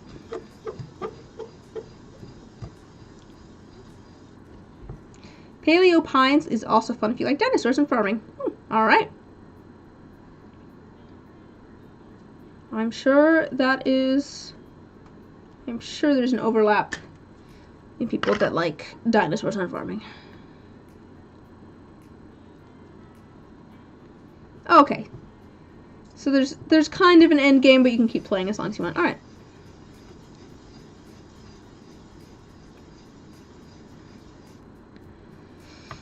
But yes, have any of you seen...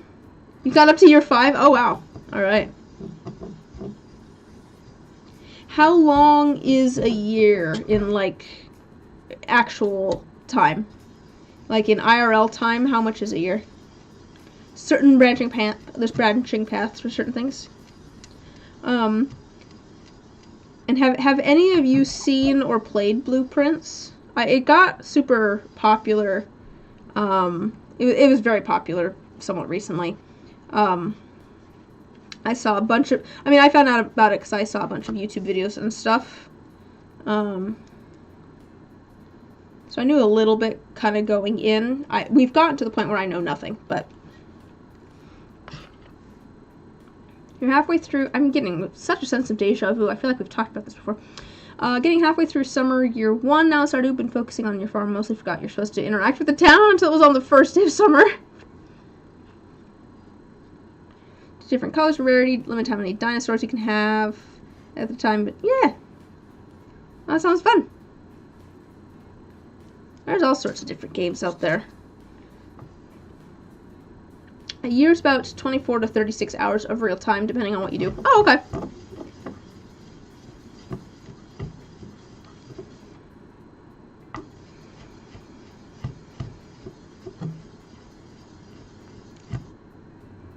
So if you want to kind of get to the end game, you're going to be playing at least like 50 hours.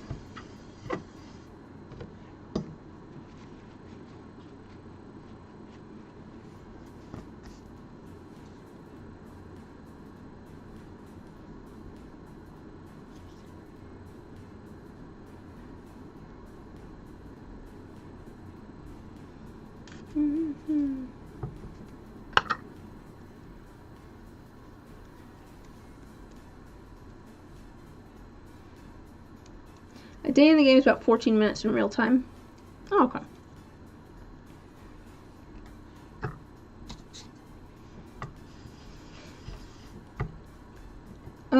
Okay, here. So, I'm still talking about this game that we're playing. Just for frame of reference on Blueprints, the first achievement that we got was completing the game. That was the first achievement that we got, and there's like 15 achievements? 20? 15? Somewhere in there. And the first one we got was completing the game. It just keeps going deeper and deeper. The puzzles keep getting, just spreading out and spreading out.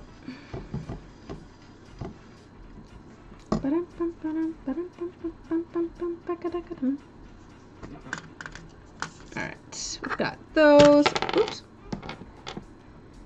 Up to the second level.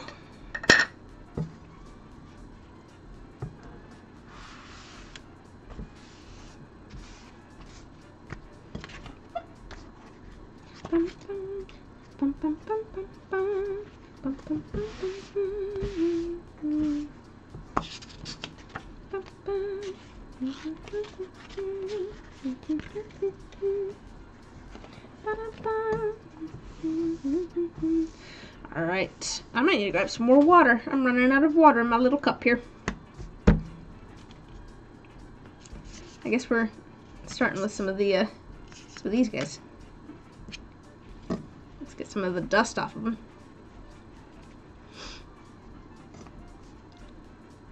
Alright. Absolutely covered in resin dust.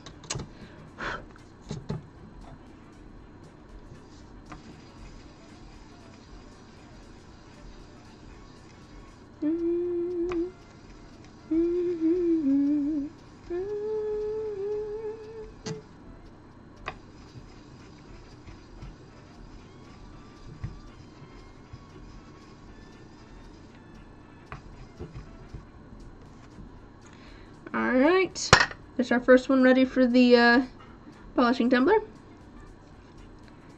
It's been a while since I've actually put any dice in the polishing tumbler, so it'll be good to actually get some things going. Oh, you know what I should have sanded? I should have sanded my the dice for my D&D character. I've got the ones that I did a video on recently during Arctis. Hello, Luna. What's up? Are you here for more cuddles? Come here. Come on. Yep, come on. Come on down. Come on, lay down. Yep, go ahead and lay down. There you go. Alright. She has returned. Put the camera back to, you know, what you really want to see, the kitty cat.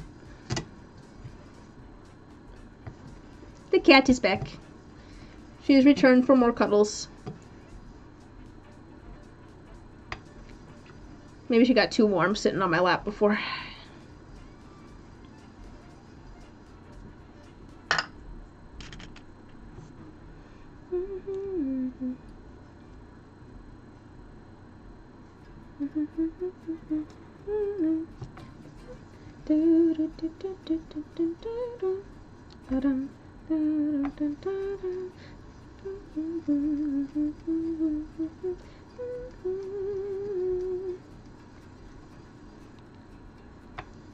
Did I already sand those down?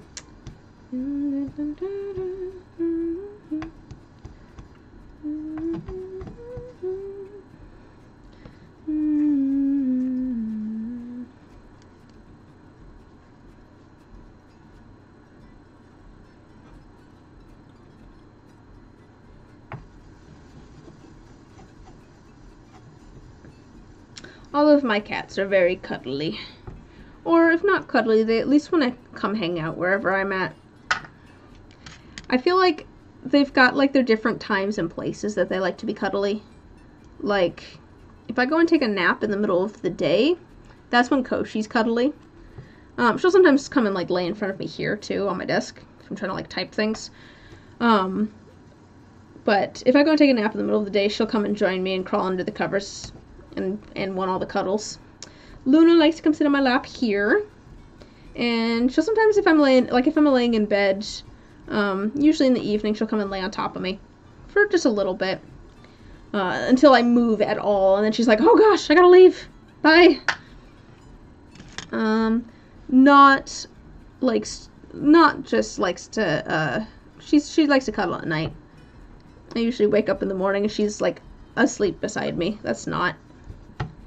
And then Fitz is not as cuddly as he used to be. I think he spends a lot of his time outside. He's very excited to see me, though, and wants me to hang out with him all the time.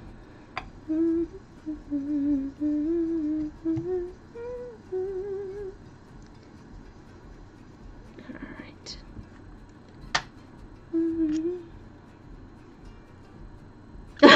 You taught your cat, quote, I need to get up, and she argues with you about it. Oh, see, we just, in my family, we just say, oh, well, I'm resigned to my fate. I guess I'm going to be here for the next 3 years while the cat has her nap. We call it COL, and it's a valid excuse to have someone else grab something for you. It's just like, yeah, I'm COL at the moment. I have cat on lap.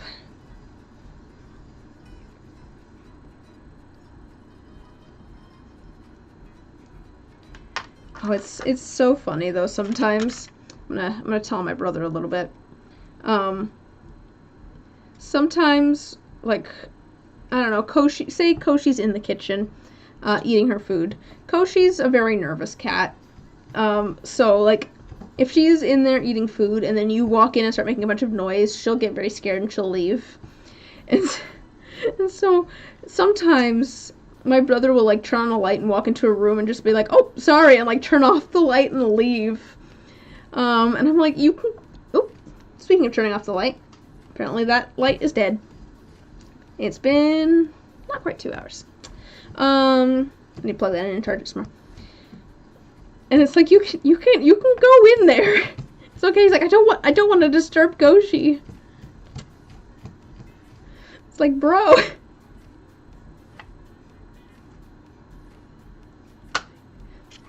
Go get your snack. It's fine.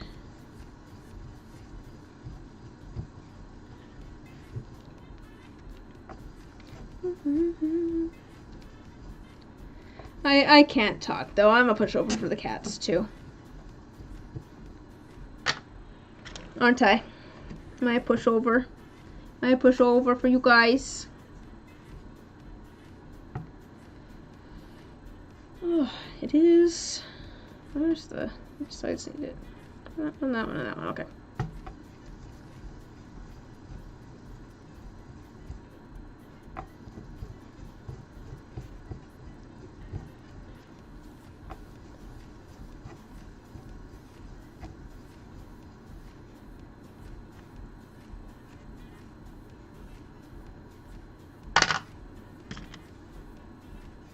Yes, hello, Tail.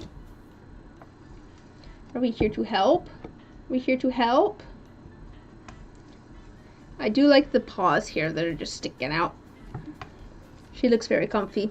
Luna always looks very comfy, though.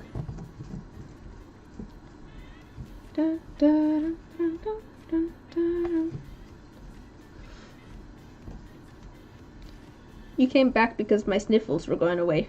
Is that what happened? My sniffles were going away and you're like, well, we can't have that.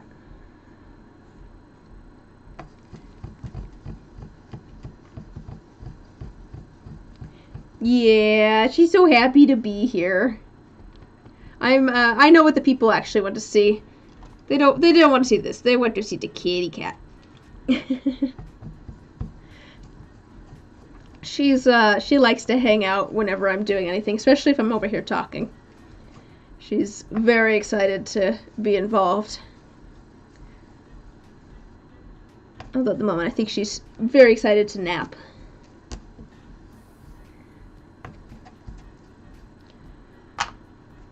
Yeah, one of my coworkers was talking about getting cats, and it's just, yeah, it's like I feel like I need to impart on you the wisdom that cats like it best when you ignore them. If you want a cat to like you, ignore it to a certain extent, not completely, but you have 3 of your own, and they all like to gather around you when you're. Yeah, I know, dude.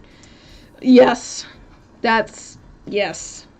I'm right there with you. I have four cats, and more often than not, I'll be here trying to work on something. I'll have like 2 of them on my desk in front of me.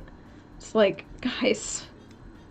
It's usually this one and Koshi, but Koshi does not like it when I talk. Once I start like talking, she bolts. She likes to hang out in my office unless I'm, like, recording something or streaming or something, and then she's like, I'm good. I'm gonna go somewhere quiet. There's not people just talking while I'm trying to take a nap. Have you guys seen the picture, I bet some of you have, of the person who made a little tiny, like, cardboard laptop for their cat? So that when they were working on their laptop, they could give the cat their own little tiny laptop? So that the cat could be involved and not on their laptop.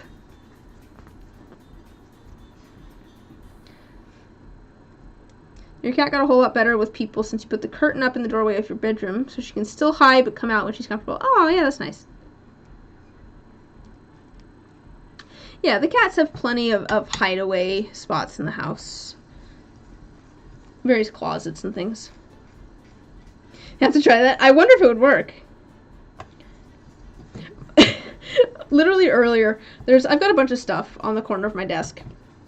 But earlier today, Koshi was laying there, and my brother was like, "Oh, you've got a bunch of stuff in Koshi's spot."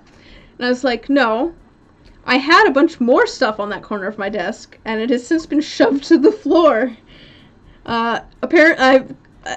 Yes, there's a lot of Koshi in my stuff spot. She's got plenty of other desk space. She doesn't need to go lay in the corner where I had everything. She's so cute, though. She gets away with it.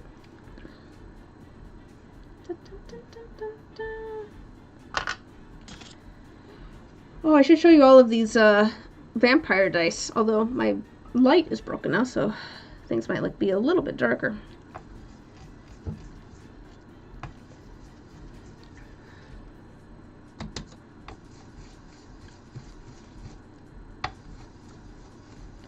Let me get these last two, and I'll show you all of the designs for these. These were Vampire the Masquerade dice that I made a while back. Every die is different. It's I think it's technically a complete. Yep, these are all resin dice. We're sanding them because these were, you know, out of the mold, so they still had all of the some of the flashing and the raw edges on them. So we're getting those off, and then I'm gonna go put them in a polishing tumbler after this to get them all polished up. But I've got a bunch of D20s that I need to do. One of my Patreon tier rewards is mystery D20, and I'm a little bit behind. On getting them all done. So we're working on that today, and then I wasn't sure what else I wanted to sand. I've got a bunch of stuff that's kind of like partially sanded that just needed finished up, so I pulled out a bunch of Vampire the Masquerade dice. Oh, I said I was going to show those off, didn't I? I got distracted. Okay. Let me change the focus on my camera so it is closer. Alright. So these are all different. So this was when I wanted to try out a bunch of different designs. This one's black, and it's got a red glitter liquid core in there. It's very subtle, but the glitter does move around in there because it is in a liquid core. Still got all the so there's that one. Here's a liquid core we can see. Oh no, this is one of the blood ones, isn't it? Oh, so this one has this one has both oil and water, so it's kind of like separated. Where's the soup spot? You can kind of see in there, kind of like a, yeah. This one's just black with all sorts of multichrome sparkles. I think I've got a couple of just sparkly ones. This one actually just got gold and things too. This one's black, but it has like black with red sparkles and then some like gold stripes and things. Oh, here we go. Here's a red one with the sparkles. What is your about E.T.? Here's a glitter dusted one. I should do some. I need to get my blanks all set up so that I can do some glitter dusted dice, because these are actually quite fun. Literally, it's just a blank that I put a bunch of glitter into the mold and coated the mold with the glitter, and then poured black resin behind it, and then I put that to the die. Your blood cores ended up having the oil leak out over time? Huh. So strange. How?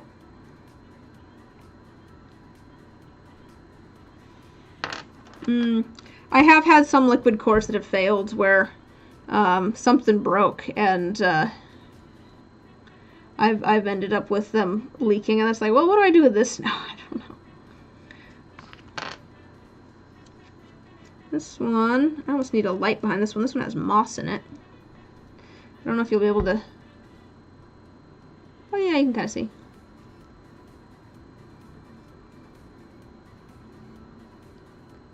Kind of hard to tell that it's moss, but...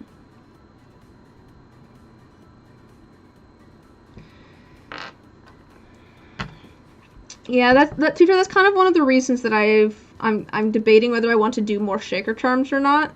Because the shaker charms are fun to make, but also I feel like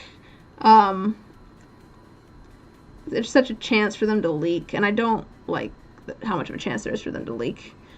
I don't want to like ship something and have it leak in the mail. That would be so annoying. The blood dice looks like cool. Just little...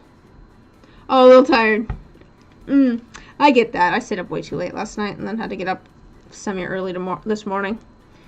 Red glitter! Speaking of glitter dice. See, this is the kind of stuff that I was thinking I would talk about in like a glitter video. Talking about how to get glitter suspended.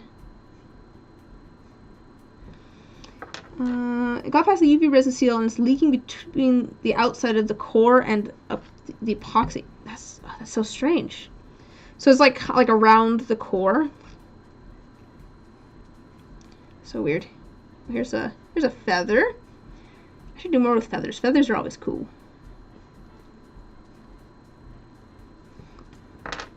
So much glitter. Yes. Oh, here's just a classic liquid core. Let's get that.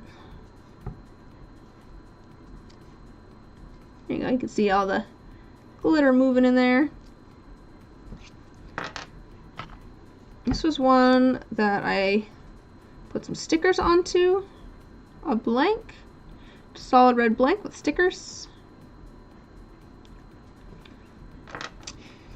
You might have already. I think I know what you're saying. Or it's possible you have. Yeah, it's possible you've posted a picture already. The turquoise and copper. Yeah, that's going to be one of the ones that I do in the next live stream where we pour resin. So, like I said, next week I'm going to be playing a game with friends over on my other channel. And then the week after that, we're going to be pouring a bunch more D20s. One of them is going to be like a copper and teal sort of one. And then I think we're going to try and do some of the bubble tea, the liquid core bubble tea ones as well. We're not going to get all of them made, but I can at least prototype. Here's a Petri that I tried. I never have good luck with Petri, but this one turned out alright. I did this one in a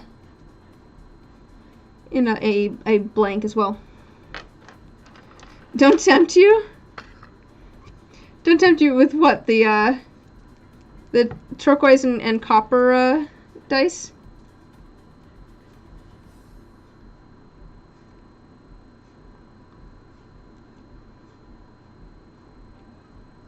Do you make dice, E.T.? I can't remember.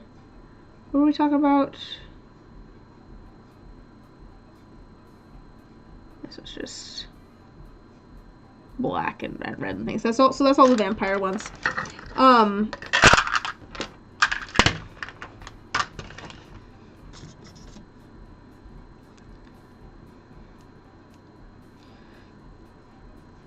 Because if you make dice, you can always try and make a set for yourself. I'm always, oops, let me change the books back. I'm always fine with people attempting to copy my designs. As long as it's like an individual. If it was like a big company, I'd probably be annoyed. If it's just a individual though, I don't really care.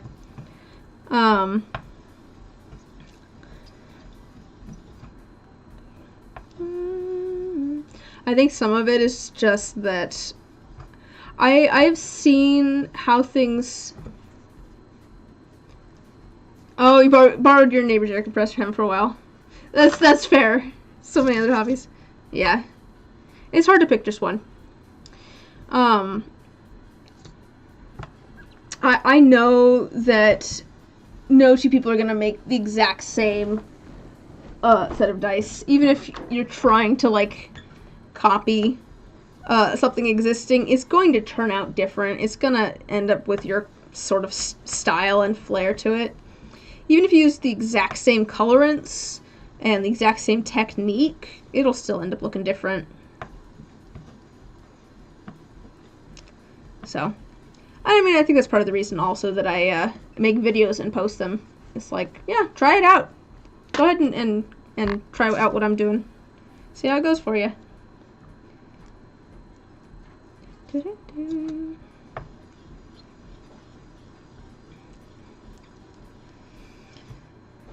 But I have so many. That was part of the reason I did Artgist. Oh, the cat's gone. I can talk to you guys again. That was part of the reason that I did the month of all sorts of different kinds of arts and crafts. Just because I'm like I've been doing nothing but resin for 5 years. I want to try all the other arts and crafts supplies that I have. And now that I've done that, I'm like, all right, I'm ready to get back to some resin videos and things now. But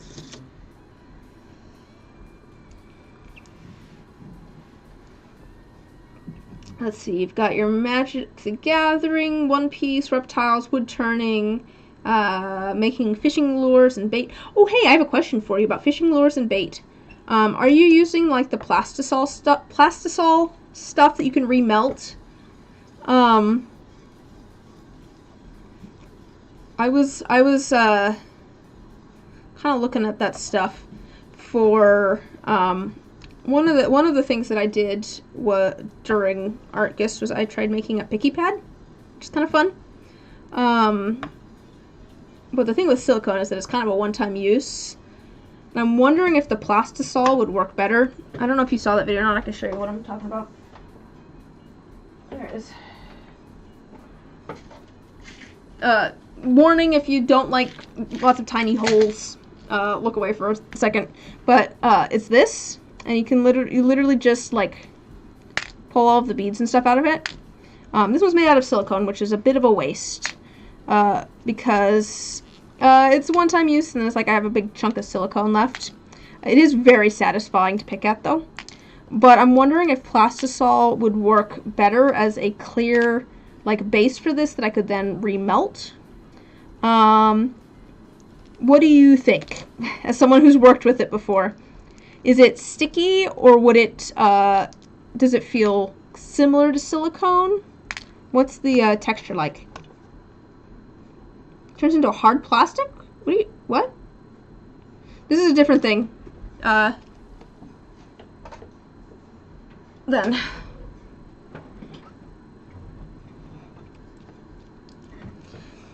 What's the stuff I'm looking at then?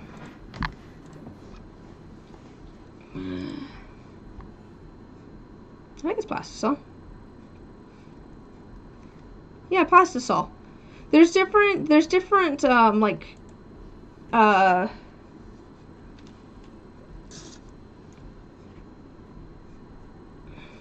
think there's different like stiffnesses of it. There's like soft and medium and hard and stuff. So maybe there's like a hard plastic version and then like a soft version. You did see it, you're not too sure. You wouldn't remelt it too much. I think it's built to be remeltable though. That's kind of the point of it, right? Is that you can melt down your old bait and make new ones. Oh, that's not what I'm thinking of at all. No.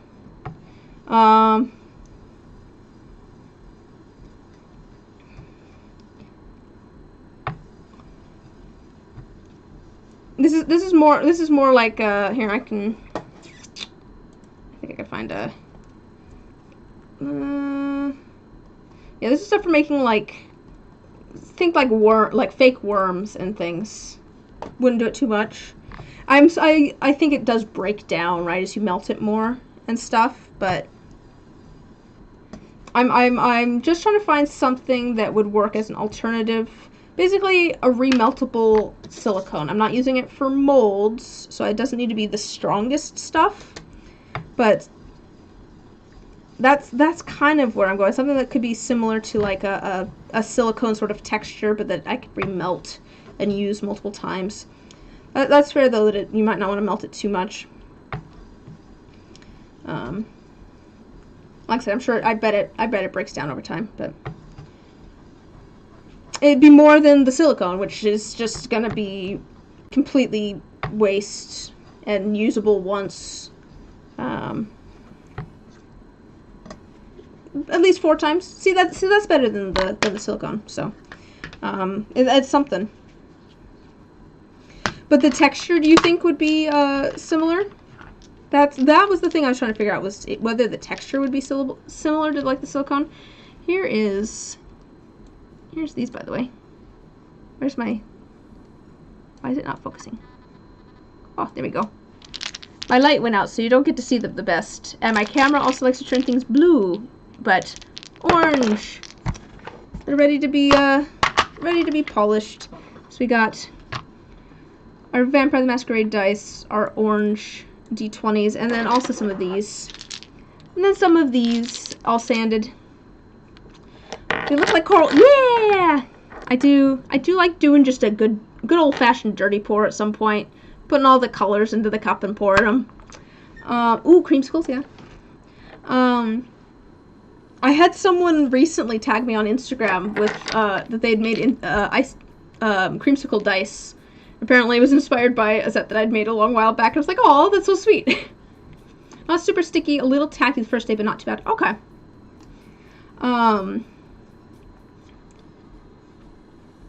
What was I gonna say? Oh, but yes, I also wanted to get your opinion, not just any one of you in particular, but your guys' opinions. If I'm gonna sell a bunch of skulls and birds and things, what color am I thinking for the numbers? Maybe a light yellow. I could do white. I'm thinking maybe like a light yellow. I don't know. I don't always know going in what color I want to do the numbers. I could do light blue too, like. But I'm kind of feeling like a yellow. It might be a case too if I try it and then silver. Nah, I don't think silver. Silver's too cool. I think it's very warm. I either want to do like a super cool color that's like complement to it, or another warm tone. Yeah. But no, if I have a bunch of random like skulls and birds, could do gold or copper, maybe gold. How should I just do like a mystery grab bag for these type thing, or should I list one each individually in my shop? And should I have them as is, or should I turn them into magnets or keychains or something? Gold would look good. Yeah, that's a nice warm tone. I'll probably try a couple of things once they're all polished and see what I like the best. That's probably how it'll go. I'll pull out a couple of things and fill in a couple of numbers and go, do I like the yellow, do I like the gold?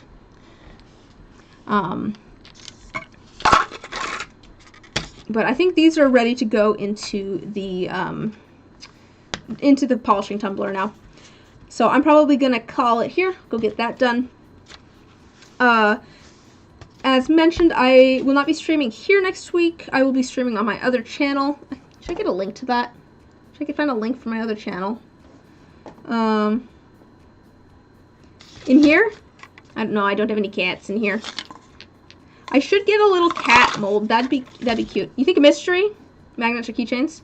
Because I could do like a mystery keychain or mystery magnet or something too.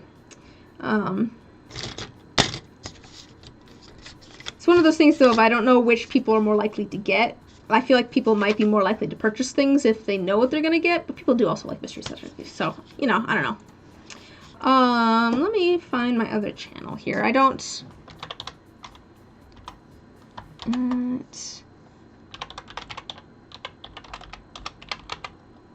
think this is my other channel. Yes. Here, I'm going to post a link to my other channel. Just so... This is where... Here, just a second. Next week's live stream will be here.